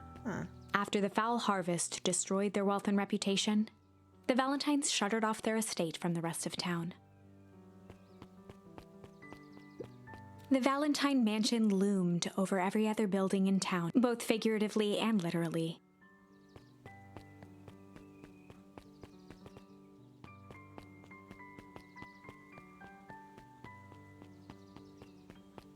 Okay, that's a nice little cottage.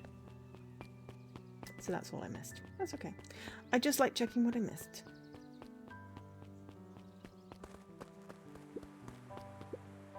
Joe, have you seen Rolo around? Sorry, Luca. I had my eyes on the dirt looking for beetles. Can't seem to find any. He never came home last night. Do you think it's because it's been colder than normal? I don't see why that would have had anything to do with Rolo. No, the beetles. Do you think the temperature confused their circadian rhythm or something? Who's to say? No beetologist. Just keep an eye out for him, would you? Of course.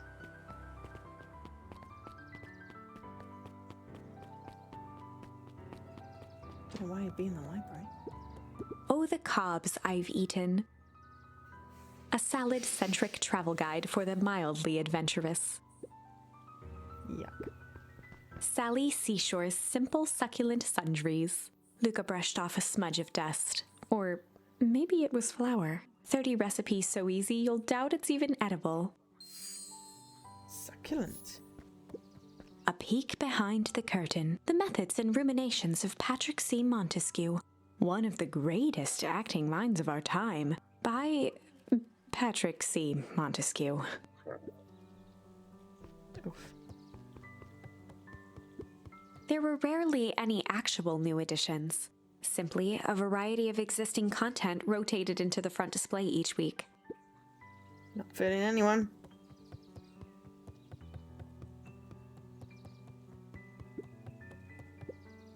Hey, Jace. Oh, hey, Luca. Did Rolo come by? Nope. Was actually surprised. Usually here early, on days when a new issue drops. Rolo's the biggest Hangatomic fan I know. Besides myself, that is. If he does swing by, tell him to meet me you know where. I don't know where. No, he knows where. Oh. Roger that, Space Cadet. The bottom corner shelf was a dusty array of thick science books. Only one binding was clean enough to read: Cellular Biology and the Chemistry of Mitosis. Boring. Oh, it's not. Mycological Phosphorescence. Mushrooms. Like, complete loss of interest. The entire top level of the library was devoted to comics, most of which were Hankatomic and the myriad of lesser revered spin-offs.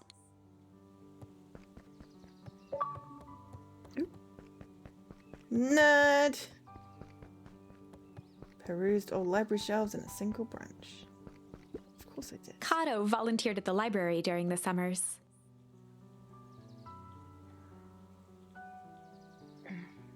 He wasn't very social, so he'd dedicate each summer to becoming an expert in a single subject, making him a reliable source of very particular knowledge. If you were to ask Kato something he didn't know, he'd escape into the dusty old bookshelves and return with just the right thing. Hey, Kato Gator. was lost in his reading. Luca crooked his neck to see the title: Introduction to Melitology. Oh, hey, Luca, you snuck up on me. Good book? Dunno, just started it. He gestured to the shelves. I'm really running out of books I haven't read yet. So now it's on to the wonderful world of bees. Turns out bees are pretty cool. For instance, did you know that around 70% of bee species actually live in underground tunnels? Or if that there are two queens in a hive, they will fight to the death for supremacy. Ooh, we got to fight. That's interesting, but you haven't seen Rolo around recently, have you? Since yesterday. Keep an eye out for him, okay? Sure thing. If I see him, you'll be the first to know. Okay. Well, we picked up some cool things. Oh, hello. Sort of monster puts candy behind a locked door. Oh yeah, Mr. Nuncreep works in weird hours sometimes. Of course she does. How about you? When do I work? No, what's your name? Oh, Luca Van Horn. You new here? Yeah, not by Beck's choice. family moved often, giving her little time to establish any real connections. She would tell you she prefers it that way. I'm looking for my friend Rolo. He didn't come home last night. Oh, so he's missing? I guess so. Like, missing. Does that sort of thing happen a lot around here? Luca shifted his feet uncomfortably. Well, that sucks. Yeah. So I should probably get going. We found Beck. Hey, wait up. Beck pulled a coin from her pocket. I'm coming with you. What? So says the unlucky penny. Unlucky? Yeah, well, technically it landed on Ed's leave for this kid to find his friend alone, but I always do the opposite. Oh, that's kind of like me and Rolo. I guess Rolo's my unlucky penny. That settles it. A person should never be without their unlucky penny. Let's go find him. Oh, we got a new friend. Name's Beck. Pleasure to meet you, Beck. I suppose I could use some help. Try to keep up.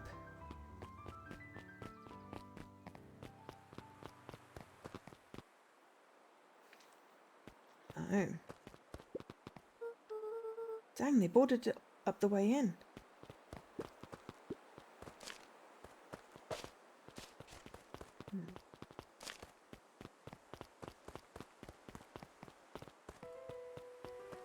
Ugh. Luca felt a chill as he approached Beck. Her eyes were locked on the strange green liquid. The nearby grass was coated in a fine layer of frost. Oh, is this sort of thing normal around here? Because puddle of glowing ooze are definitely not what I expected from this place. I have no idea what this stuff is. The next obvious step is science! And what does science suggest? Poke it with a stick.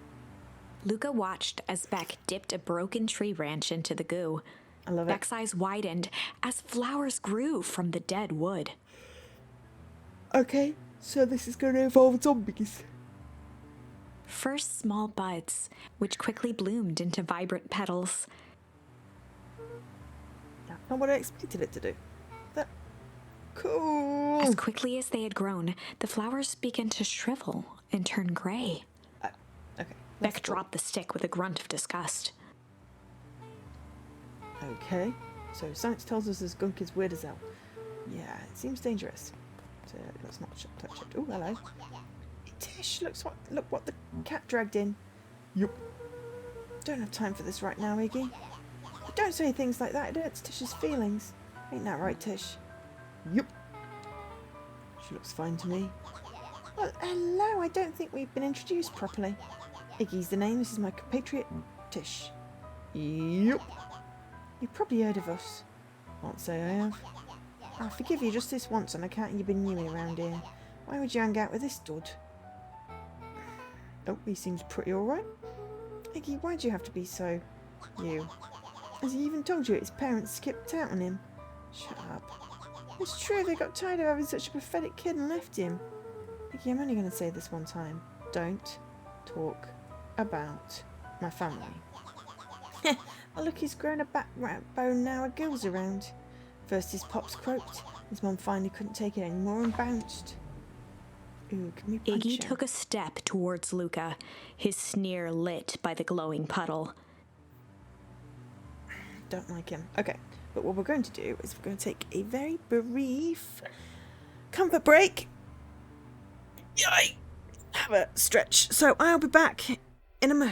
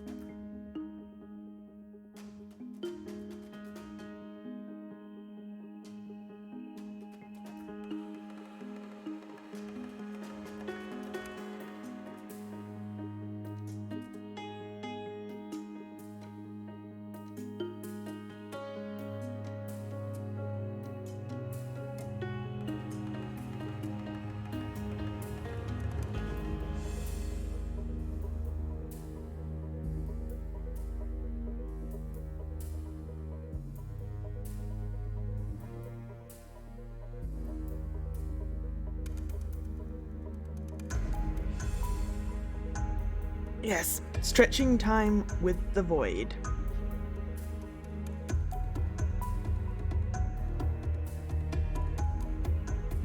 Caption got that right? Cool. Okay. Beck could see tears welling in Luca's eyes, his fists clenched. Some things about Beacon Pines were very different from the city, but a bully from a hayseed town is really no different from a city bully. Beck took a deep breath and thought, time to bust out the tickles or strange. Oh, we're totally busting out the strange. well, time to bust out the strange.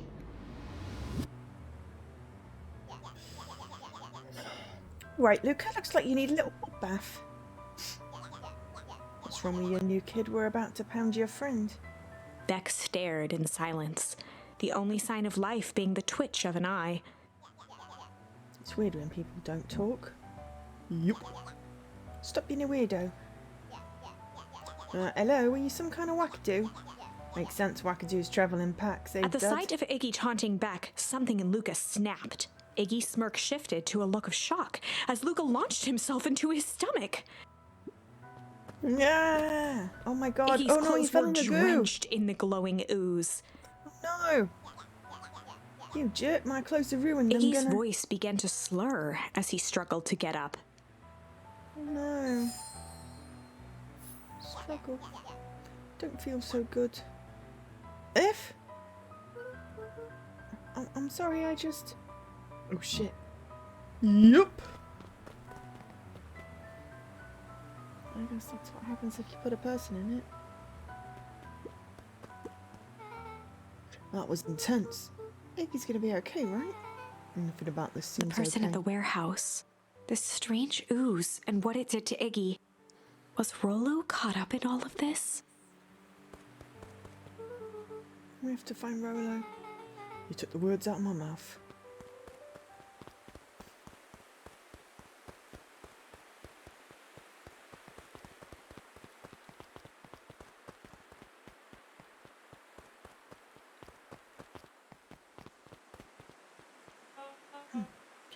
Whoa there, little buddies. You startled me. What in the dickens are you up to in this part of town? We're just helping look for Rollo. Oh, you haven't heard the good news? Rollo showed up safe and sound a bit ago. Really? So where was he? It's funny, really. He just got a little turned around in the woods. Can be disorienting, you know. I'm starting to get that impression. Rollo's at his house now, getting some well-deserved rest. Well, that's a relief. You two should scurry along before he gets lost yourself. Yeah, come on, Beck. Can't wait to introduce you to Rollo. Oh, that reminds me. Luca, your grandmother was looking for you. She was? She was worried sick. You should march straight home. I guess. Beck, your folks might be getting worried too. I'll walk you home. I need to talk with Nellie about Beck work anyway. glanced toward Luca. I guess all wells that ends well. Introduce you to Rollo tomorrow. Sure. Glad he's okay. I don't trust that smarmy git. But I don't have a Rollo choice. was safe. A wave of relief washed over Luca, which was quickly replaced by a sense of dread. Gran is going to kill me. If he hurried, he might just make it home before sundown. Chapter 4. Our harvest awaits.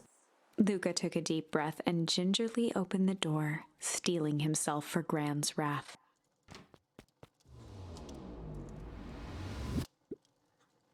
Gran? I'm home. Everything's fine. Gran? Oh, this is probably not good. Gran? No, I wasn't supposed to go anywhere. I was just helping look for Rollo. Gran? Gran?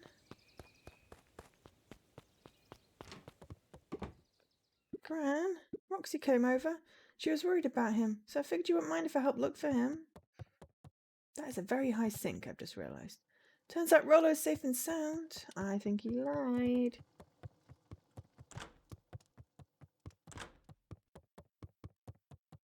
Luca was alone. The house was empty. So Gran's not back yet. Guess that's a good thing. Nothing to do now but sleep, I guess. Luca was sitting by the pond, listening to small waves lap against a rock. His father sat in a folding chair in front of him. Without turning, he spoke. "Why don't you grab me some nice bait?" "Sure thing, Dad." Luca hopped over to the tackle box and popped open the lid. Inside was a rolling, buzzing mass. "We're fishing with bees?" Luca's father gave a warm chuckle. "Well, you catch more fish with bees than honey. Pick us out a good one." Luca closed his eyes and plucked out a bee. He could feel its wings struggle between his finger and thumb. Holding it at arm's length, he hurried over. His father deftly baited the hook and examined his work. "Interesting choice." With a practiced flick of the wrist, the line buzzed in a graceful arc. The water accepted it without a splash or ripple. "The wrong choice. But I respect it." The pond began to freeze over. "Sometimes we gotta make the wrong choice before we can make it right." Pallid ice propagated across the still surface with an alarming speed. Luca scrambled back as the ground beneath him turned cold. "Dad, I don't understand." "Sorry, kiddo. Understanding isn't always part of the deal." The relentless ice shot through the fishing line toward his father. "Dad, look out!" His father casually wound the reel. "None of it's your fault, you know. Never was." "Dad, we have to go!" Luca grabbed his father's shoulders, trying to pull him away. "Please, you have to run!" The ice crackled as it spread across his father's hands. "That's the thing about fishing, Luca." His chest began to crystallize. "You toss your hook in, and you never know what you're gonna pull out." A shock of searing cold ran up Luca's arms. He gave one last desperate tug. The chair tipped backwards in a single frozen mass. Luca tried to stop the momentum, but it was too late. He watched the icy form of his father slam into the hard ground, shattering into 1,000 pieces that crowded around his feet. "Dad, I don't understand. What does all this mean?" The gentle rustle of leaves was the only reply.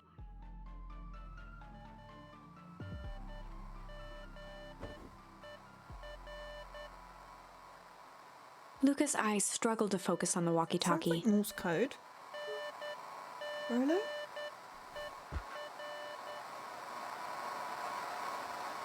Faintly, he could hear Rollo amongst the noise. Luca! Rolo, is that you? Luca! Yeah? Rolo, it's the middle of the night. Luca, thank God. Listen, I don't know how long this thing will work down here. Down Rollo's here? voice was coming through more clearly now, but some words were still just static. Listen to me, someone grabbed me yesterday. What? The man in the hazmat suit? Took me to some sort of... I think I'm underground. Underground?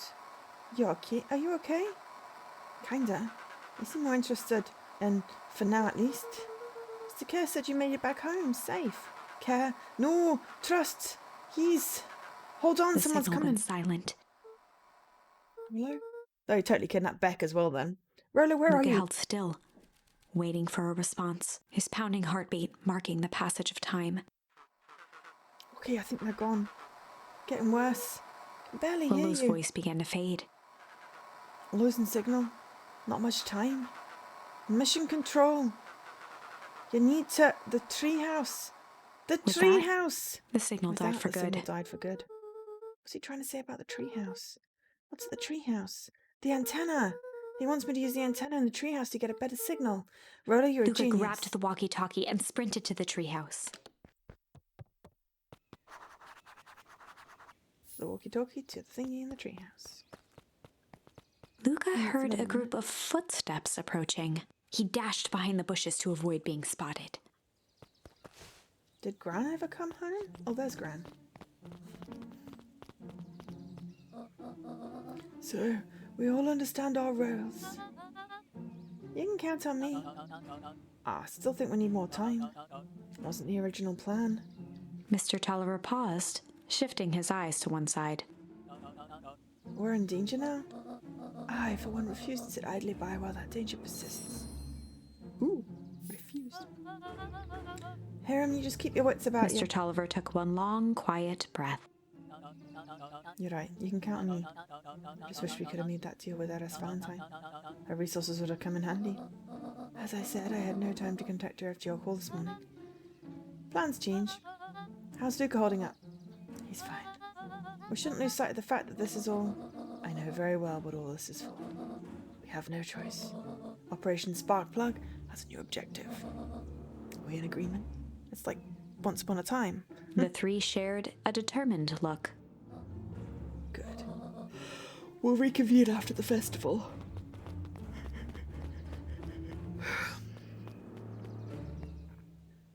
You can come out now, Luca.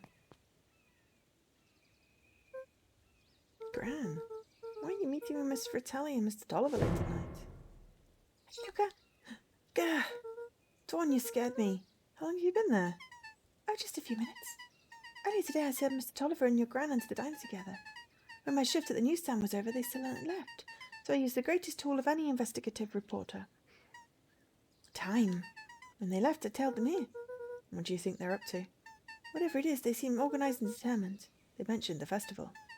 Yeah, I heard that too. Has your Gran been doing anything different recently? Anything strange? She got a phone call this morning and rushed out the door. Call from Hiram Tolliver, it seems. She was either furious or terrified. Or both. Luca, be careful out there. I think we might be in the middle of the scoop of a lifetime. I will. Aren't you coming out? No, I'm going to stay out here for a bit longer. See you, Luca. Dawn's cool.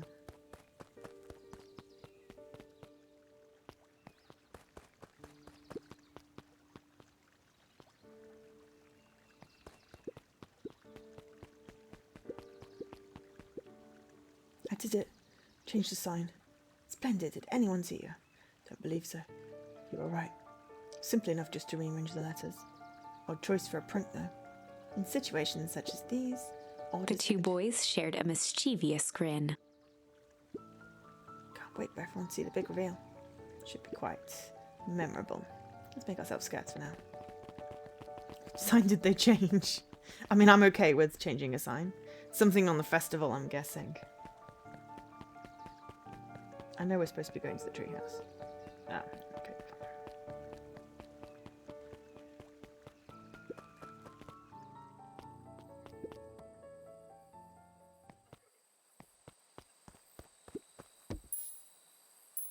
Ooh, Luca struggle. placed a sinker on the line. Sometimes the best stuff is at the bottom of the pond.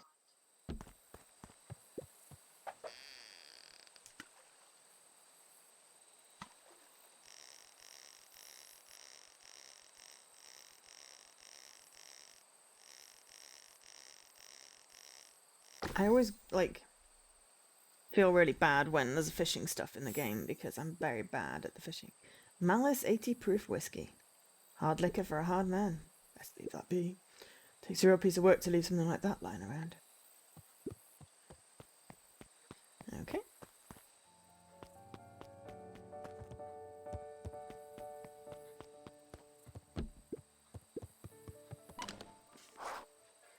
Oh, the walkie-talkie up to the radio in the treehouse.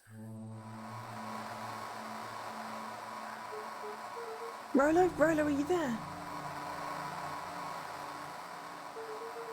I'm at the treehouse now, Rolo. Mr. Kerr said you were all right. What happened out there? I'm really enjoying this game. Dang it, Rolo, where are you?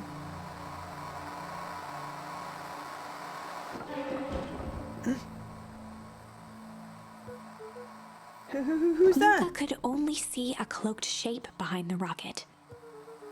I've got weapons in here, so you better come out right He now. strained to hear as a muffled voice began. Weapons? How could you hurt something that's already Fear dead? gripped Luca's throat. Who are you? What, you don't recognize me? Guess I don't even recognize myself Luca anymore. stared at the ground for a moment, trying to place the dampened voice. The figure shifted slowly from behind the rocket, revealing itself to Luca. I'm a monster. Now they hunt me like the beast I am.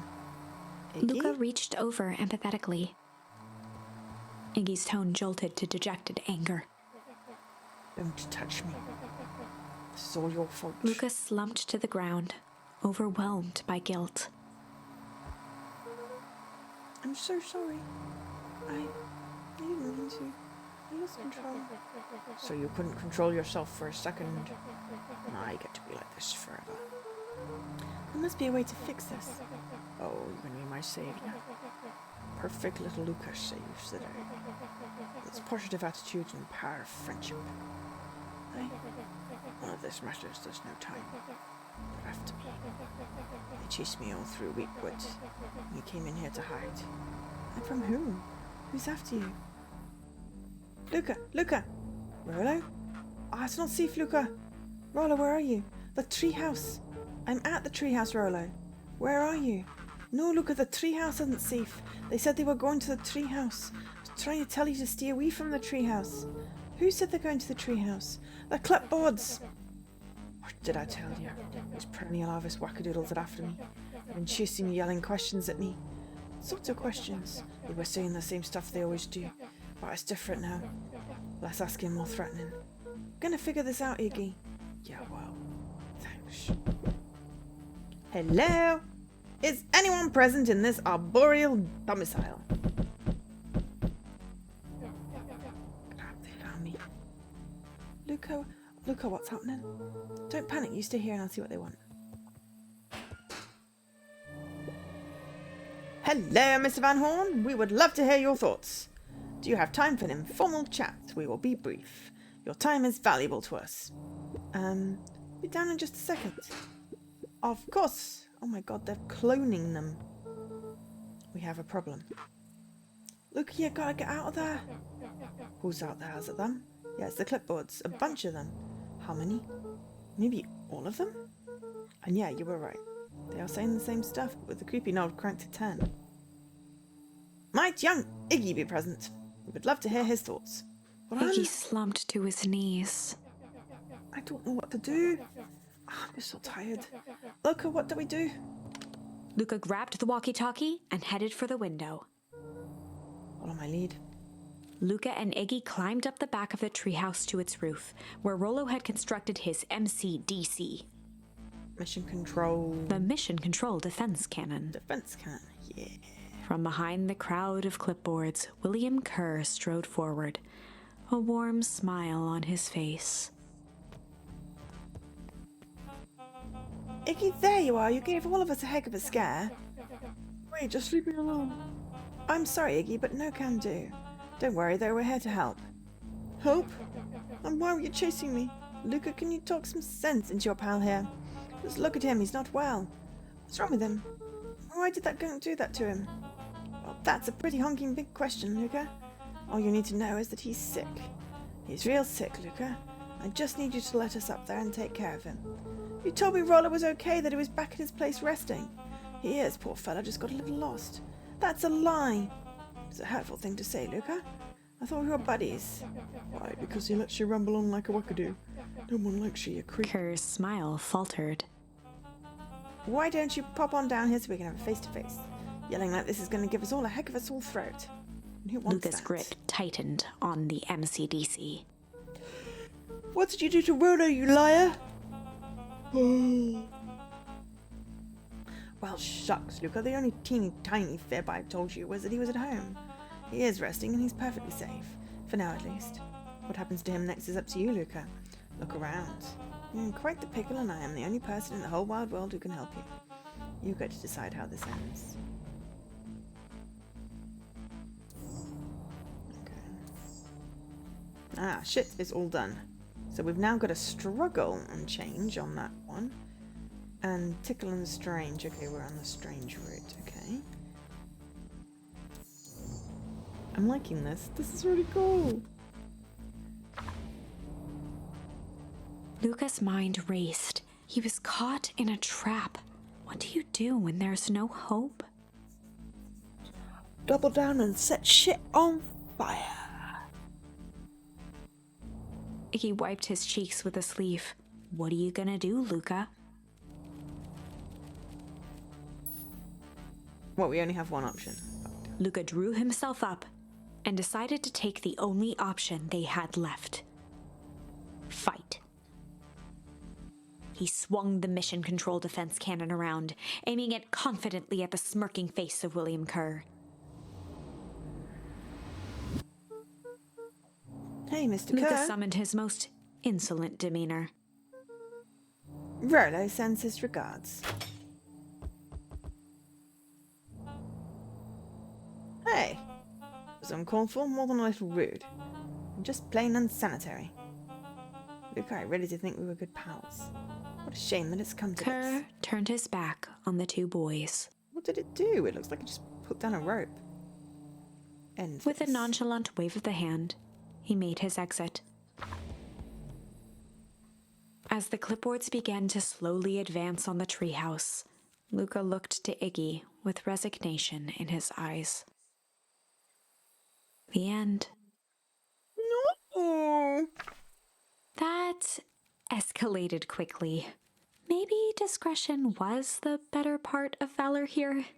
We didn't have another option. Let's put a pin in this for now. Okay, so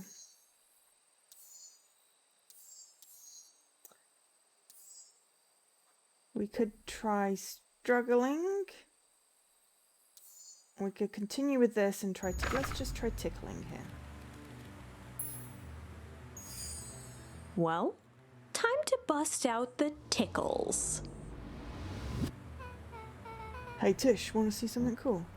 Yep. Check it. Beck lunged forward and began to tickle under Tish's arms.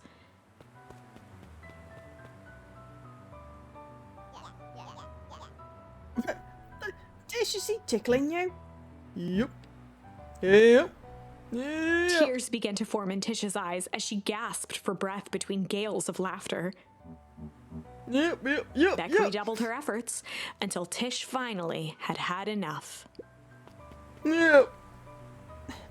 Just happened. It seems nice. Sorry for the interruption. I think you were just threatening us. Iggy's eyes darted around, a realization dawning on his face that he was now outnumbered. Oh, I just remembered. I have somewhere else to be. See you around. Iggy kicked at the puddle before making his escape. No! It's better! What little creep. Beck, I think you got a little ooze in your hair. Beck shook the ooze out of her hair as best as she could. Is it bad?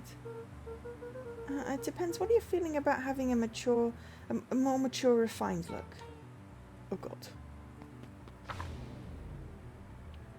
Chapter 4. The Best Policy. Luca paused for a moment, catching his breath. He'd only just met Beck, and somehow he already managed to drag her into this mess. Hopefully he could make it up to her. But finding Rollo was his primary concern.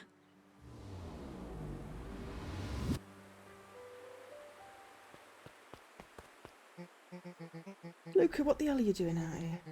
And why did that kid with grey hair just run past us in a panic? Roxy and Fitz looked drained. It was clear they'd spent all day searching. That's Beck. I don't care who she is. What happened? We're just helping look for Rollo.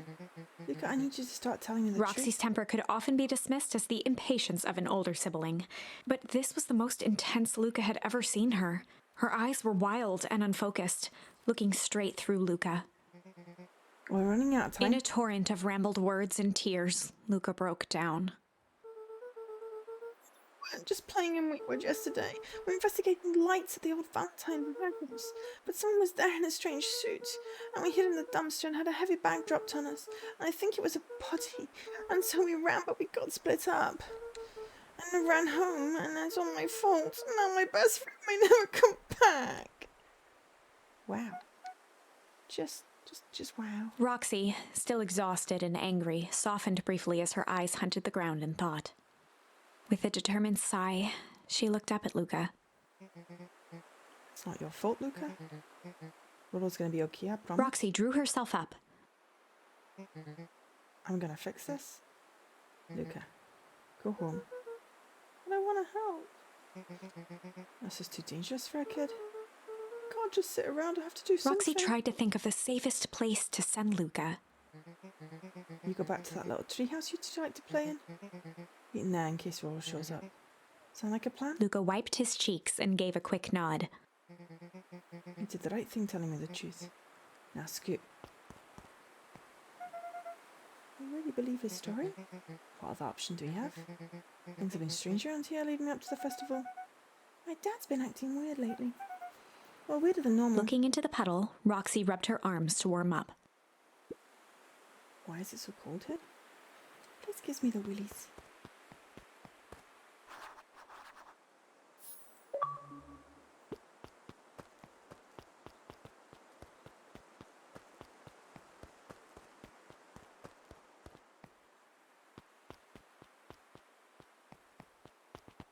Mr. Nuncreed jumped with a start. What? Don't sneak up on an old fellow like that. Sorry. Who are you talking to? Luca motioned to the phone booth. Oh. I was just checking because I thought I heard it ring. But the dang thing never does, of course. Yeah, I've never seen anyone use it. Hi, Jessie. No cult as yet. But don't rule it out.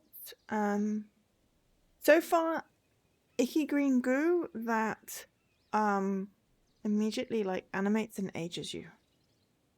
So zombie goo, and cool peoples, and a really nice narrator, and I get awesome little actiony things, and you can then use those to influence the story. And so far, I am doing stuffs. I am tickling.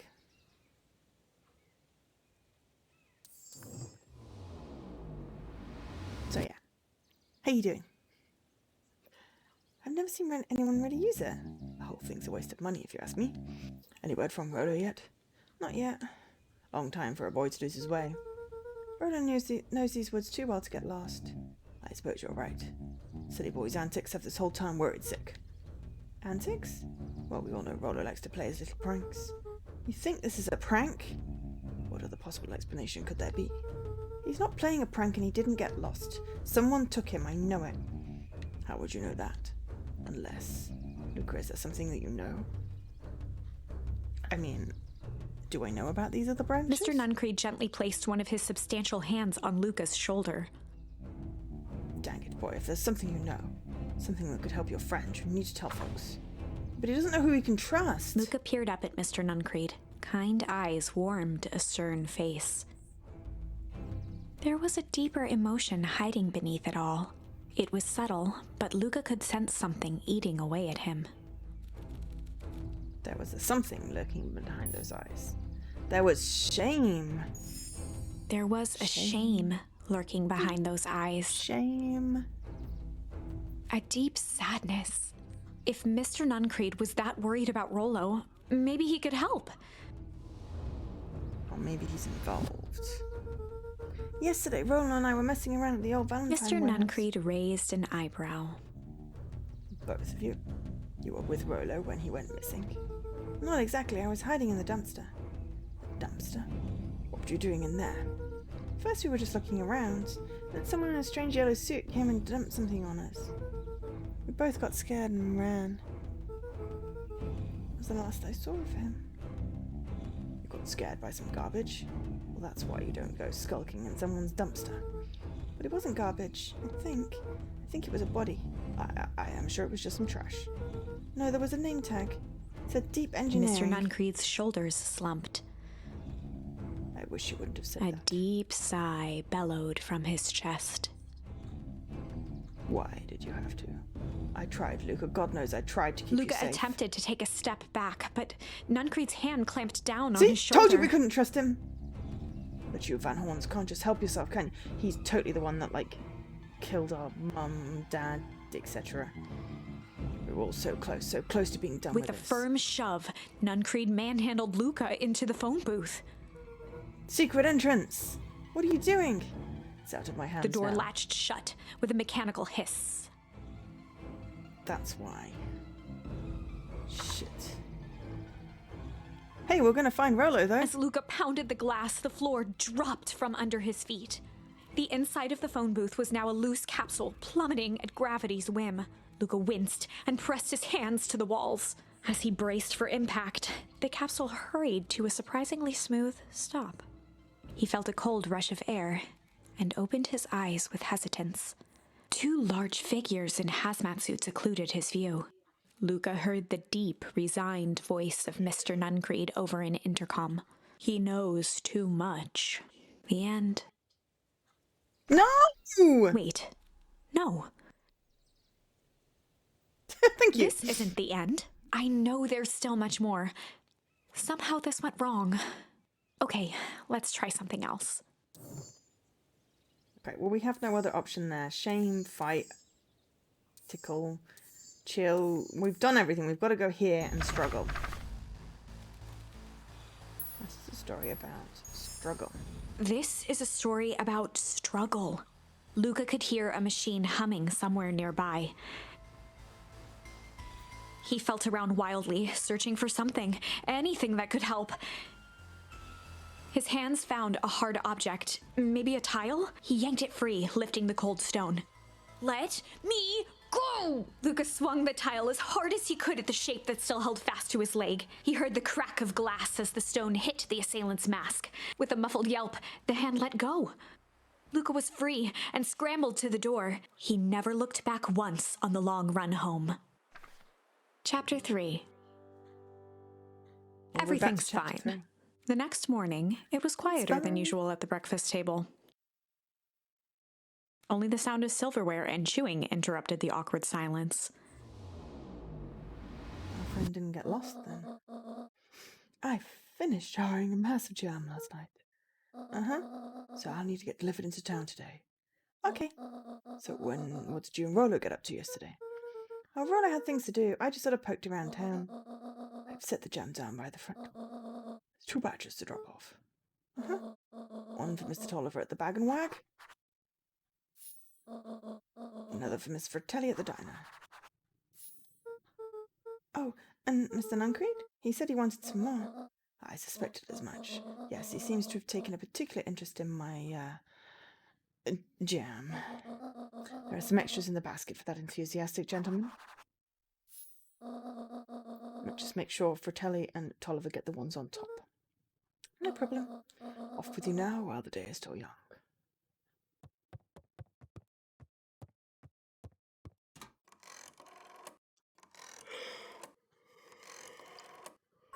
I'm going to go with Gran is on the side of right. She's one of the good guys. And they're trying to stop what's happening in the town. Hello, it's Juniper Hartford.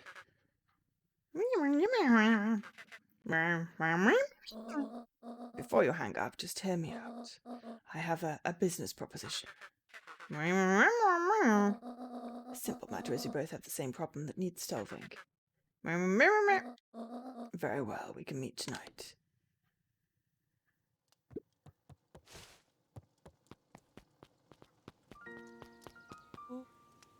Okay. Sorry about yesterday, Roxy can be so annoying. It's fine, we saved your life that way. But good news, no more chores for me today. Did you make it to the old Valentine warehouse? So what did you find? Give me the dirt. Something happened. There was someone else there. Who? What? Who was it? Was it aliens? I knew it would be aliens. Zombies? No.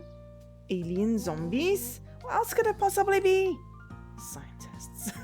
Rolo, I've got to deliver this into town first. We can catch up after. Ooh, is that a whole thing? That sounds like a whole thing. Yeah, we shouldn't talk about it here. Meet me at the treehouse tonight. I'm not sure what this treehouse is that you speak of. Sorry. Meet me at Mission Control. Roger that, Space Cadet.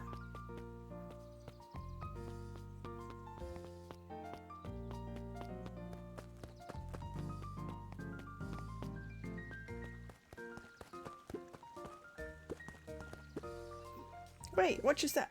Oh, sorry. There's a whole family of beetles here. Gone missing.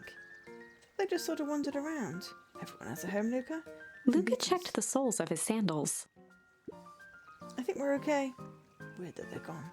They went missing when the festival preparations began. You think the noise scared them away? Something like that. Just watch where you step, okay? Okay.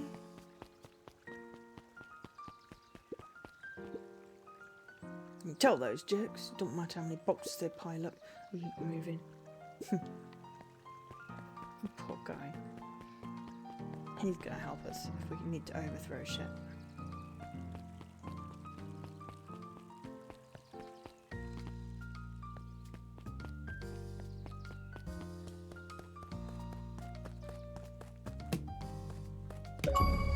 Oh! Melon kicker! Found a way to kick the watermelon. I mean, yeah, sure. Huddled at his counter, Hiram Tolliver was meticulously shining apples. More accurately, Hiram Tolliver was meticulously shining one apple.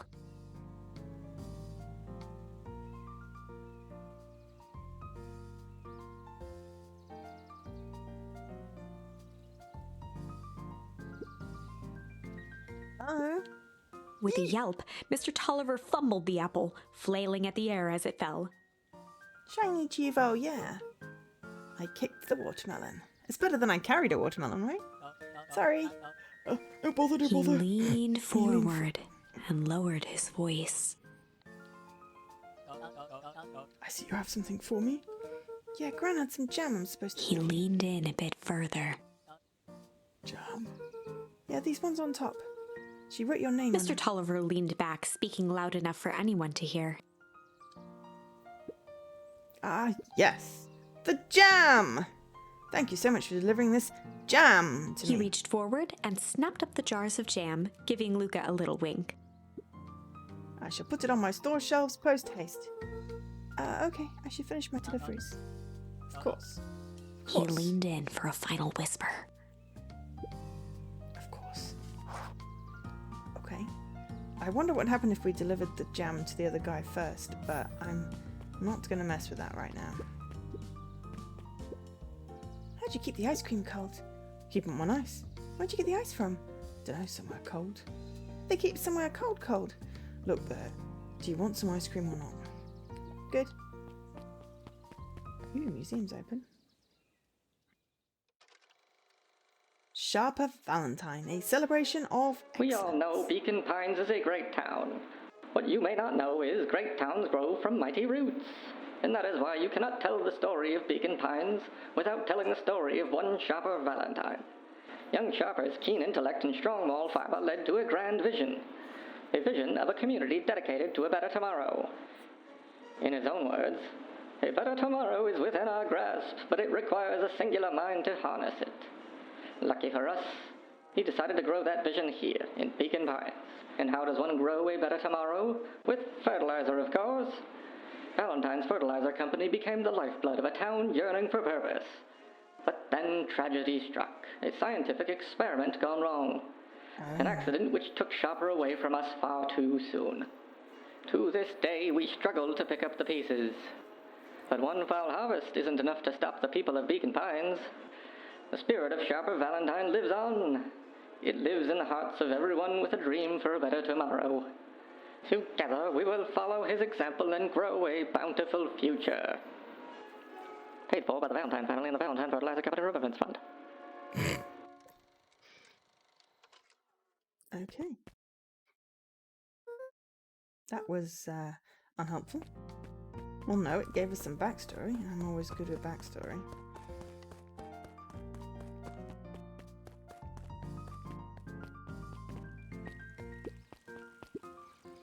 Anger from the past, mistakes not yet made, a glimmering hope for the future. He carried them all in equal parts wherever he went. Heavens, what a burden to bear.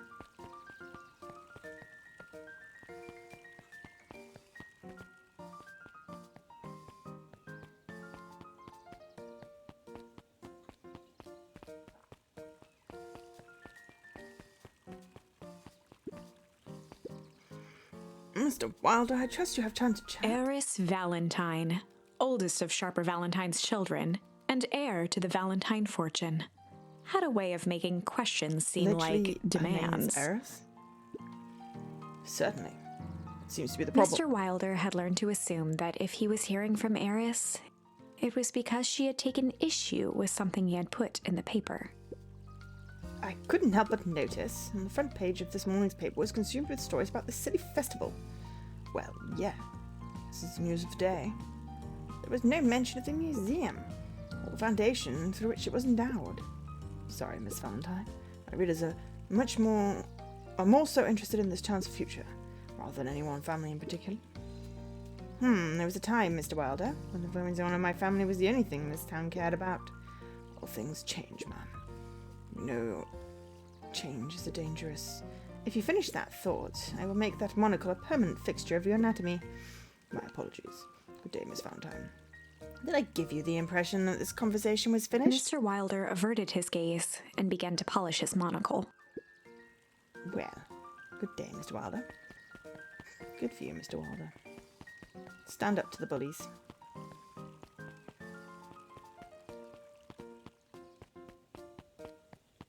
Let's wake up our friend Dawn. Hey, Dawn! Hey, Dawn! Look, what's up? Got your job delivery, eh? Yep. Have you seen the new kid around yet? New kid? Yeah, came in from the big city. Her parents both got jobs here. But get this, one of them is working for William Kerr and Perennial Harvest. The other is working for her as Valentine. And Valentines represent Beacon's past. Beacon Pines' past. Perennial Harvest's position itself as this time's future. Let's make for some interesting dinner table conversation. I can imagine. Cool.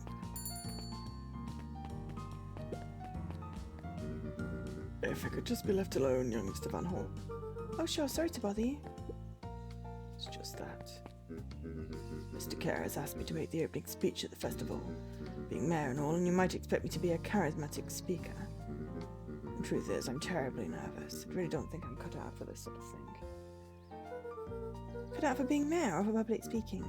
Both, I suppose. Never really chose any of this. It's more of a duty to my family. For our legacy. Sounds like a heavy burden. As for the festival, just speak from your heart. I'm sure it'll be great. I really want to see if I can get any more actions, but it's really hard when I'm carrying a basket of jam. Well, if it isn't my favourite little jam runner. Hey, Mrs. Fratelli. Look at She you. leaned forward and pinched Lucas' cheek. I hate it when people do that. It really hurts. You're all skin and bones. Is your gran not feeding you? She is. It's just, I understand. You know, I taught your mum how to cook back in the day. You may not even remember, but you and I used to help out in the diner. See that picture over there? That's you helping your mama back in the day. So cute running around in your little apron taking orders. That whole situation just breaks my heart with what happened with Eleanor.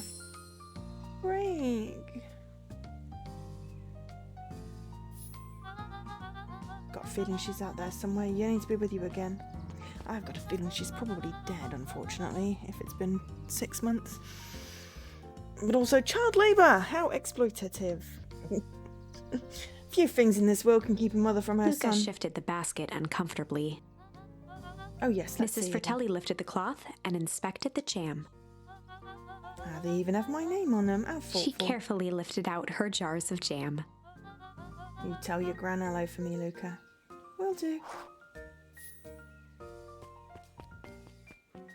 Well, we got break from that anyway. I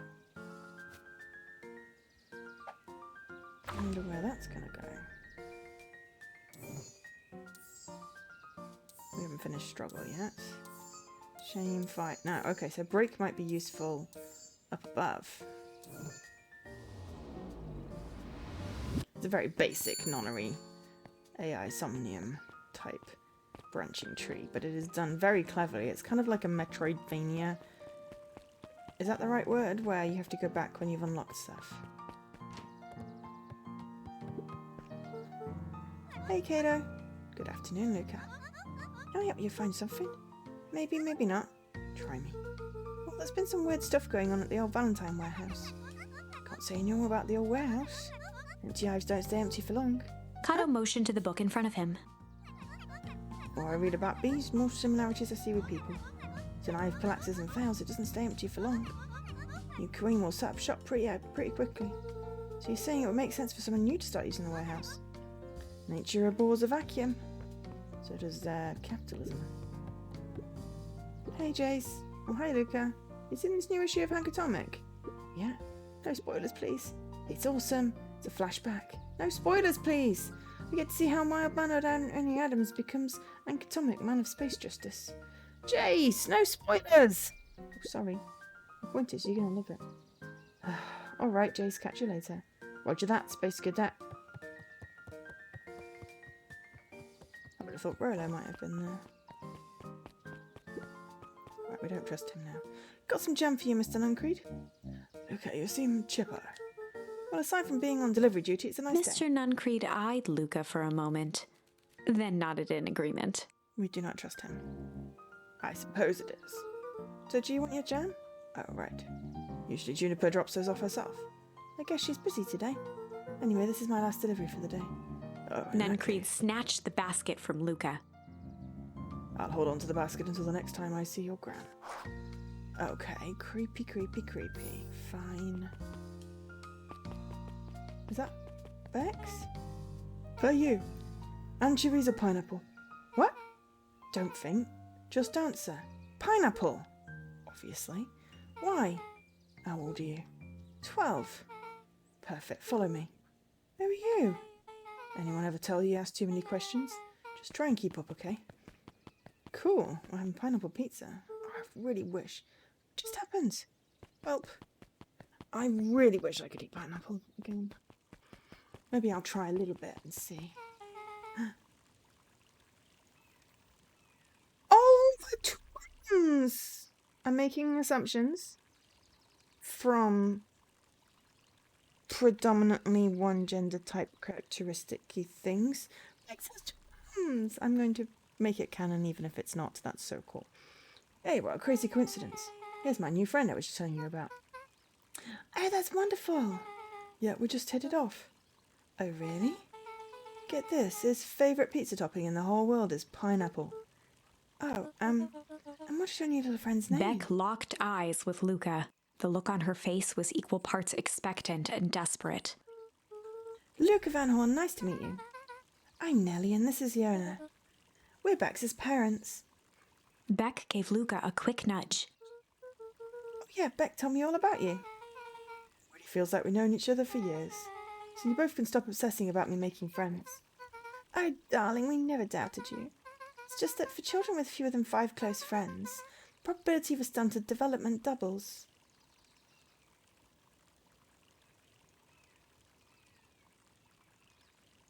Said the neurotypical. Clearly. Pfft. 5 close friends. 5 close friends. I mean, I probably do now. Possibly.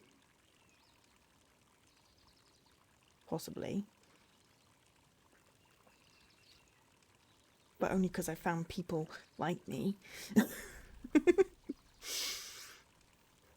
close friends. I've never had 5 close friends in my life, I don't think. What do you term close? I mean, I've hung out with more than 5 people at once.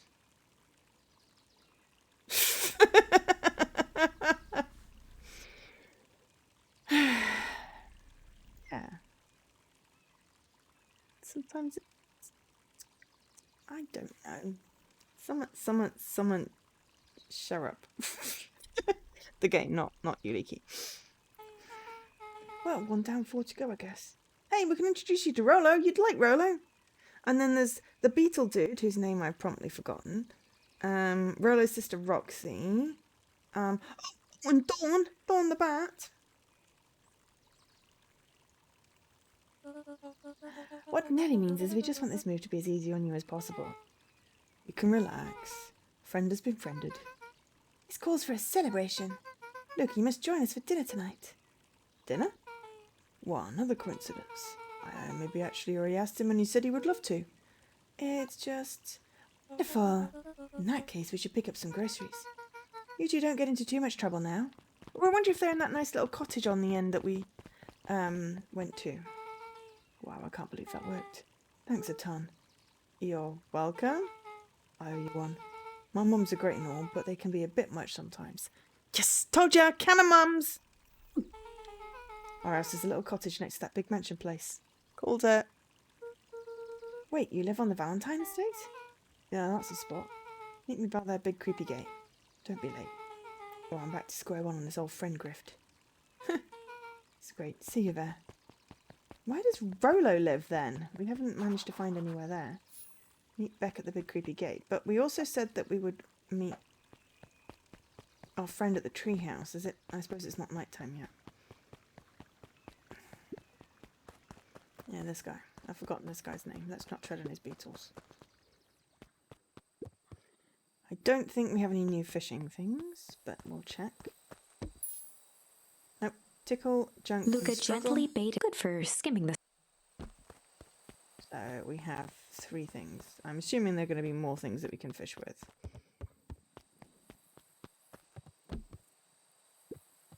Okay. Fine, we don't meet our friend yet. Maybe it's an early dinner. That makes me think, what am I going to have for dinner tonight?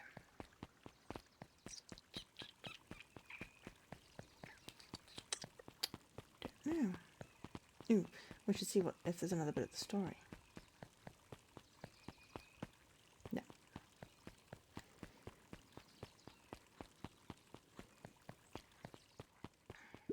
Oh, hello. Good morning, Jeff. What's so good about it? Another day further down the tubes, if you ask me. Come on now, it's not all bad. Festival's coming up. Festival. God, when Valentine used to put on cockamamie shimmerdigs all the time. Where did that get us? It's Perennial Harvest putting on this one. And they're doing it for the whole town, as far as I see it. Difference between the old Valentine company and this new Perennial Harvest Jeff outfit. dug through his pockets for a bit. There's a difference between this empty soup can and this brown banana. But those are both garbage. Exactly. Oh, I kind of thought maybe we'd get garbage as a thing. I figured that might be useful to trash with. Don't go in there, we've already been in there. I need to buy the big creepy gates. This is such a cool game. So we're going to get to a convenient stopping point, possibly another the end, and the next half hour, and then we're going to the end. And then I think, I'm not sure, definitely give it a break. I do want to play more. I'm going to play more. But it's whether I play it on stream, because obviously I want everyone else to go play it. And I don't want to spoil it all. And it's on Game Pass. So it's not like, if you have Game Pass, you have this game. And it doesn't seem particularly long. I mean, okay, I've been playing, 2.5 hours. I imagine if you went through it a bit more quickly and didn't do all the, farting around I've done, you could do it a little bit more quickly. But if you look at the tree, I figure one of these is going to be a true path, but maybe halfway through, so possibly 5 hours if you're doing a good exploration, so maybe another stream would finish it, so I might just finish it on my own and leave it as this for the preview. But we'll see. So who lives in this house? Heiress and Gus Valentine grew up there, and Solomon moved in a few years back. Creepy little kid in the vest. That sounds like the one. Just 3 people live in that huge thing. Bet a bunch of shady stuff happens all the time in a place like that. Really? The Valentines keep pretty much keep to themselves. So it's empty and boring. Pretty much. What a waste. Mum says that it used to be way busier back before Sharper died. Before the foul harvest. Oh yeah, that's like the 5th time someone mentioned this foul harvest thing. You all use that same ominous tone. Eventually you're going to explain to me how that harvest got all fouled up. But we can't keep your parents waiting anymore. This way. I know. I went that way already. It's a very pretty house. I like the roses. Most kids would have just ditched me by this point. Why are you still here? You look like you could use some help. You know what, Luca? You're not so bad. Let's get through this as simply as possible. Just eat, smile and nod. Fun! Great, whatever you do, don't bring up their work. I think I can handle Beck that. took a long breath, then gave a firm nod. There goes nothing. Chapter 4. Dinner with the Moodwills. Moodwells. Ilona Moodwill was worried about change. A gardener at heart, she understood the necessity of change, relied on it even. But there was a difference between the controlled world of her plants and this cluttered cottage in a strange town. Almost done. Nellie was a blur of activity, digging through boxes. Sorry, love, couldn't find the dishes. We'll have to make do with paper plates. Okay. So I'm thinking autism, ADHD, And their whole "you need 5 friends to grow up as a stable adult" is like something that they've been conditioned to think because society has told them that they can't just have one special friend. I'm like this armchair psychologist here. Total pop diagnosis. But it feels like they're trying to make sure their kid socializes, but also, you know, because they've been told like certain things have to be a certain way. Dinner went by without much conversation. As she watched Beck and Luca finish up their pizza, Ilona let herself relax into the chair. The things she cared about were still here. Nellie finally had the job of her dreams. Beck was beginning to take root. Ilona's task was simply to tend to them. She could do that. So, Luca, tell us a bit about yourself. Where do you live? Oh, I live with my grandma. Over on the other side of the river. Your grandma? Where are your parents at? Beck, manners. It's alright. My dad passed away in an accident at the fertilizer plant 6 years back. Oh dear. My mum's been missing for a few months now. Like, missing. Luca's eyes were fixed to his plate, pushing a chunk of pineapple around with his finger. Nellie was the one who eventually broke the silence. Luca, how did you like the pizza? Oh, it was good. Good. Normally we'd have put more effort into Ilona nervously gestured toward the boxes. We aren't fully settled in, and Beck had mentioned that it's your favourite. Sorry, we're just skipping the part where he said his mum was missing. Beck! Sorry, Luca, this move us all a little tired. Luca wiped his face with his sleeve. No, it's fine. So Beck said that you moved here for work. Beck gave Luca a swift kick under the table. Ow. You mean, what brought you to Beacon Pines? Oh, you were right the first time. We're here for work. Nellie won't tell you this, but she's a brilliant chemist. I don't know about brilliant, but I do love it. She's brilliant. Perennial Harvest just made her their new lead researcher of deep engineering. She makes it sound more impressive than it is. I'm just happy that I get to make a difference in the world. Please don't it be your body that I fish out of the dumpster next time. Perennial Harvest is at the forefront of evolving agriculture into something more useful than sprinkling water and excrement on the ground. Luca glanced over to Beck. She seemed to be holding her breath. What Nellie means, Luca, is that there are different ways to grow plants. Yeah, some people talk to their plants and hope for the best. Some people happily leave their job to allow their loved one to pursue their dreams. I swore you Beck didn't. slammed her fist into the table, perhaps harder than she intended. Hey, Luca! How about some dessert? I actually have to meet my friend Rolo Luca soon. glanced outside to gauge the time. Invite Beck along. The sky was darker than he expected, filled with ominous clouds. Like there's a storm brewing. Ow, poke myself in the head. I should get going. Oh, I didn't think there was any rain in the almanac. Yeah, almanacs aren't that useful around Luca here. wiped his mouth one last time with his napkin and started to get up. Thank you for all the pizza. It really was good. Could always have pizza tonight. See you at the festival, Beck.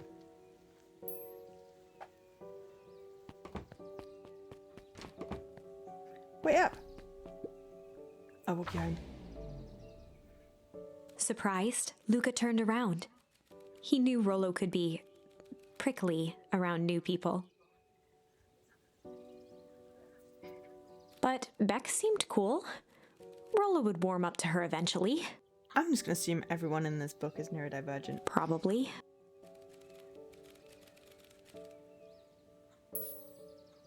Rumble or break? Oh, we're totally rumbling. Luca began to respond, but the sky answered for him as the clouds above began to rumble with ominous thunder. Sure we can make it home before the storm Luca kicks off. surveyed the roiling clouds. I'd say the odds are good. Maybe you should stay here and I'll just make a break for At it. that moment, the heavens opened up, unleashing torrential rain. My favourite. There to recalculate those odds. Hurry up inside, you two, before you catch cold.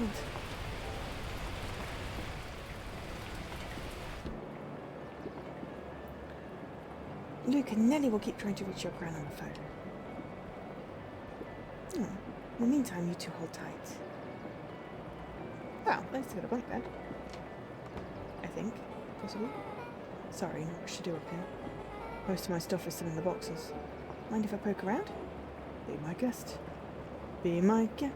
Be my guest. Luca squinted into the eye hole of the microscope. Da, da, da, da, da. This looks wild. Where's it? Gone. Luca Gone? adjusted the slide with his fingers to get a better look. I'm tracking the structural integrity of gum with increased amounts of chewing. Chewed that one for 47 Luca days. wiped his hand off on his sweater and gave a nervous laugh. It's weird, I know. Well, that's kind of cool. Beck looked down, timidly tapping the ladder with her feet. You think it's weird, don't you? A little. But weird can be cool. No, we ain't getting anything from gum. Oh, wow. Roro and I have already just like this at the treehouse. Probably not exactly like this one. Mum and I tore the old things down to the box. Fitted it with some state-of-the-art vacuum tubes. She seems pretty awesome. She gets carried away sometimes. I think she feels guilty for working too much. So when she does have time for me, she showers me with high-tech Luca flicked at one of the toggles. But you can get all sorts of stations on this. Well, I even doing this. You wouldn't believe the stuff I could pick up back in the city. But around here, it's all fun, port and static. Ah, shucks. Luca bent down to examine the bouquet of wilting flowers. Judging by the odor, they were well past their prime. Pungent. He flipped open the attached card. Trails from Coach Walker and all the Fairview condos. Boy, you weren't kidding about poking around then. Oh, sorry, was this from your school? Most recent one, yeah. Some schools gave me going away cards. Some did flowers. When they're really trying to feel good about themselves, they do both. So you've moved a lot. Now it's the same thing with having a bloody parent. There's always a better job somewhere else. These flowers would last longer if you put them in some water. That's the sort of thing I would do if I cared. If you cared enough to keep them, is all. Luca, can I ask you something? Of course. I'm gonna sneeze.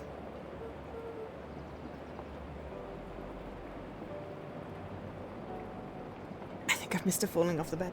Dang, didn't that hurt? No, I'll be honest. More than I expected. At least you look cool doing it. Beck took a moment to watch the rivulets of water running down the window. Do you ever feel alone? Like even when people are around? Well, Rhoda can be pretty absent-minded sometimes. I'm serious. Does it ever feel your family doesn't care what you want? It didn't used to feel that way.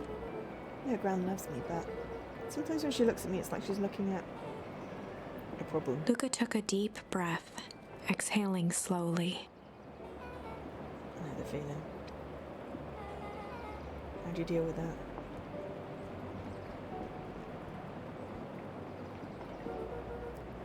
I guess I haven't yet. One thing my dad told me when I was little: don't hold a grudge, especially against yourself. If you try to hold it all in, you're gonna pop. So then what did you do? When you don't know what to do. Dad never got to that part. I think I figured out on my own now. You've got to do something. Anything. Here. What are you doing? I don't know. Something. We're going to register our complaints with the store. Listen here, you miserable universe. Stop jerking me around. Just want things to go back to the way they were. Everyone tells me it's going to be all right. Things are going to Luca change. let out a feral scream that echoed into the night.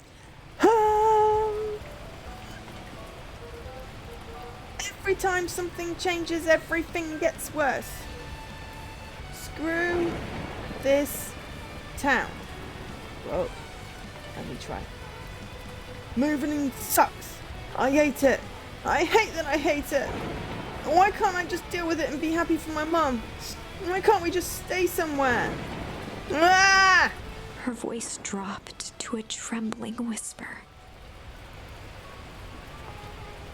I just want to be a normal Beck kid. brushed off her shirt and straightened up. There. Wow, I actually feel a little As bad. abruptly as it began, the storm abated. Thanks, I needed that. Me too. I should head out before the rain starts up again. Sure, I'll walk you out. See you and Rolo at the festival. Sounds good. Luca, don't let the university Beck jerk gave you Luca a around. light thump on the arm before heading in. Chapter 5. Friendly Feud. The air was heavy with the hard rain's residue, the smell of wet things. Despite his dreary surroundings, Luca felt at peace. He'd never shared those details about his dad with anyone. Not even Rollo. But it's not like this changed anything. Rollo was still his best friend. Adding Beck to the group would help balance things out. Everything's better in threes. This is what Luca told himself as he headed to the treehouse.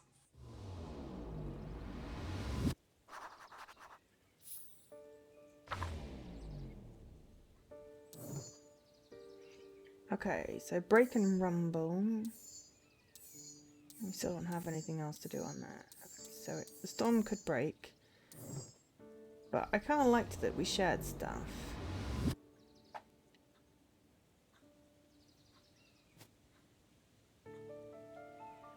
And we gained pungent. Okay. Sorry, I'm just trying to judge. Okay.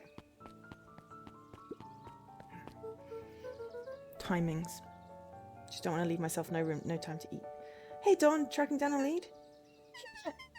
I heard a juicy new rumour. Turns out when Sharper Valentine died, he left behind a peculiar last will and testament. Peculiar how? He didn't just give his kids an inheritance, there were conditions. Like what? The document stipulated that Eris had to take on a child as her ward. A kid our age who just showed up to town one night with a lawyer. Solomon? Bingo! So Eris was forced to take care of him. Yeah, or she would have lost everything. Why would Sharper care so much about some random kid? Rumour has it old Sharper sowed some wild oats. Explains the way Eris treats him. Poor Solomon. How'd you find all this out? Good reporter never reveals her source, Luca. I like Dawn. Ooh, it's glowing. No, better not dilly-dally. Gotta get to the treehouse. Okay. It's glowing. We know it's a secret entrance now, so...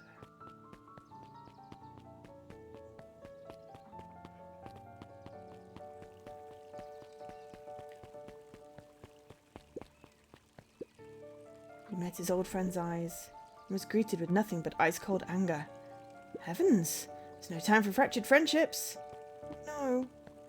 Is this prescient? Excuse me, what are you doing? Just locking up for the night, sir. Oh, wonderful. I only assume this means all festival preparations have been completed ahead of schedule. Not exactly, sir. The storm set us back a bit, and it's, getting late, so we decided to... You all decided? Yes, sir. I was unaware that your job involved deciding things. We're all here to perennial harvest because we believe in creating a better future, yes? Yes, sir, very much, sir. Do you want to be the one to tell this town that we failed them? No. Then we gave up because there was a little rainstorm and we all got sleepy? Of course not, sir. Good, then it's decided. Yes, sir, we'll work till the task is done. See that you do. Our harvest awaits. That doesn't sound creepy at all. Who are you harvesting? And what did they change the Harvest Festival sign to? Assuming they did that. Ooh, right. Can we use any new fish things? Ooh, we've got pungent! Luca wrapped a twig of thyme around the hook. Some fish have refined taste. I do like the smell of thyme.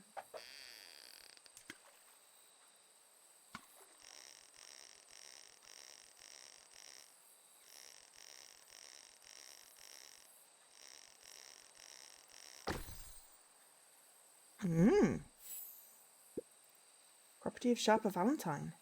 Figures. If he had his way. Property of Sharper Valentine would be written on everything in this town. Should we give it back to him? He may not even want it back. Man's got a contentious relationship with time. We'll keep it here in case he ever wants to pick it up. Interesting. So we have a pocket watch. Reckon 2 more? Rolo, you still up there? I'm sorry. Rolo isn't accepting visitors at the moment. come back, never. Luca had only ever heard him speak in this stiff yet gentle tone a few times. Did it And rain? it always meant one thing. You're upset. Oh, what makes you say that? Maybe because my best friend abandoned me for no reason. Didn't abandon you, just a little late. Rollo scoffed. The rain held me up. Liar. You weren't even home. What? The storm got bad and I got worried. Went looking for you. Imagine my surprise when I made it to your house and you weren't there. Yet, I'm not a fool, Luca. I doesn't take all day to deliver some jam. Storm rolled in out of nowhere. I got stuck after dinner at Luca Bex's. stumbled on his words, knowing he'd said too much. Beck? Dinner? The heck is a Beck? She's a new kid in town. She's actually kind of cool. You'd like her. She needed help convincing her parents that she made new friends. New friends? I spent all day waiting for you. And you off making new friends? Hey, we came by, you weren't there. You did come by. It's not like that, Rollo. You know, when I was waiting, I made some upgrades to mission control. I was going to be a surprise, but you took so long the storm knocked it all down. Just like you knocked down our friendship. Does that even Luca became instinctively angry in response. Both boys were now shouting across the distance. That means you're a bad friend. You don't care about me. Of course I care, you ass. I knew I'd get in trouble waiting so late for you, but I kept my word, because that's what friends do. Oh wow, what a noble sacrifice you made.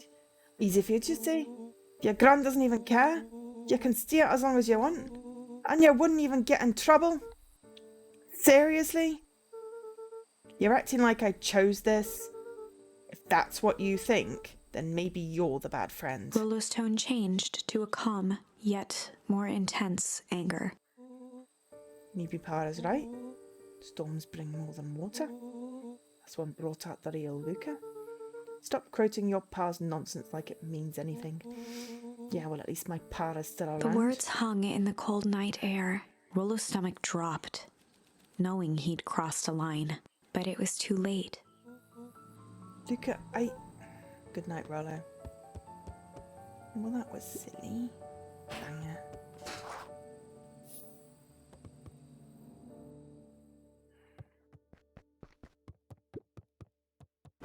Luca dug through his old stuff, not even sure what he was looking for.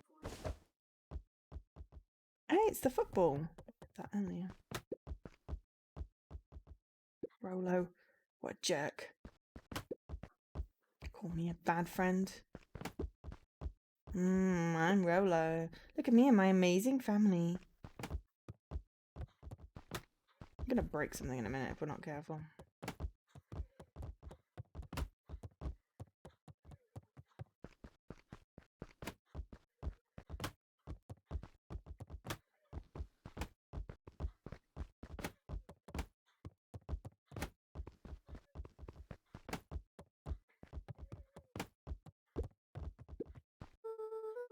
Guess I'm just never supposed to make new friends. Gonna end on a spit. Luca? Gran cooed gently from the hallway. You slept straight through breakfast. Luca, you alright? I'm fine.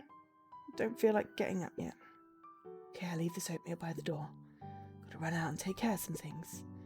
Okay. Back later to check in. Sure. Luca just wanted to be alone. He waited to hear the sound of the front door closing.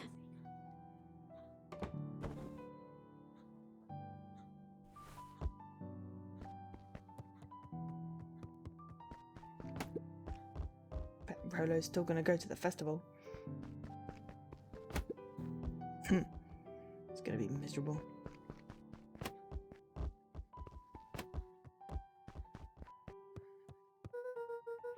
Rollo thinks I'm still going to the festival with him, he can shove it.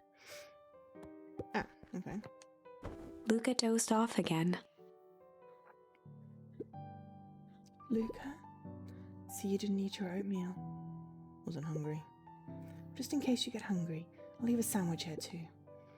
Thanks. Rolo came by. What did he say? Wanted to talk to you. What did you say? Told him you weren't feeling well. Good. So your plan is just sit in your room all day? Pretty much. I need to pop away again for a minute. If you decide to end your pity party and go outside, I think it'll do you some good. Noted. Lucas still couldn't bring himself to go out. Besides, if he ran into Rolo, he'd have to actually confront the situation. I think we're just going to leave it there. I'm not quite sure how to get out. So we're somewhere in the middle of Rumble. I think I'm just going to quit the game. But I will put it on ending soon.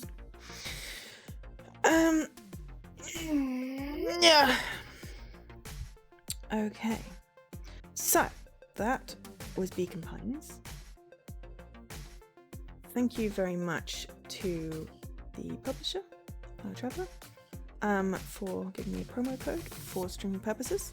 I hope you enjoyed my stream if you're watching. I don't know if anyone ever watches back these things. Just realised my cushion is very up. It's fine. But yes. So, I will be streaming tomorrow. I think what we'll do is go back to the mermaid story for more story time. So Aquadine, see if we can find out who the mermaid is. I don't know if we'll find that out yet. And then Jesse, before you bye-bye, Tuesday, I'm up for Tuesday. Hourglass, maybe? We could finish that one off.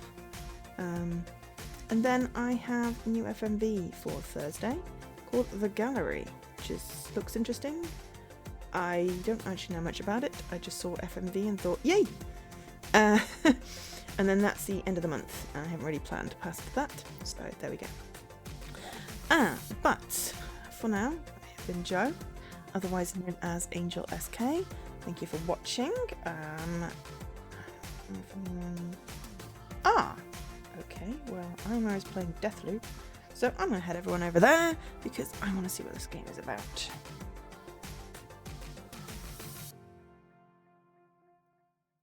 So we will go say hi to Ima. Meantime though, everyone have a great rest of your day, and hopefully I'll catch you later. Thank you so much for being here. It's been kind of awesome, and I hope you enjoy the game. It's on Game Pass. Please buy it if you don't have Game Pass. Or just play it if you have Game Pass. I don't know. Something. It's awesome. And I've got the hiccups. So, catch you later. Bye.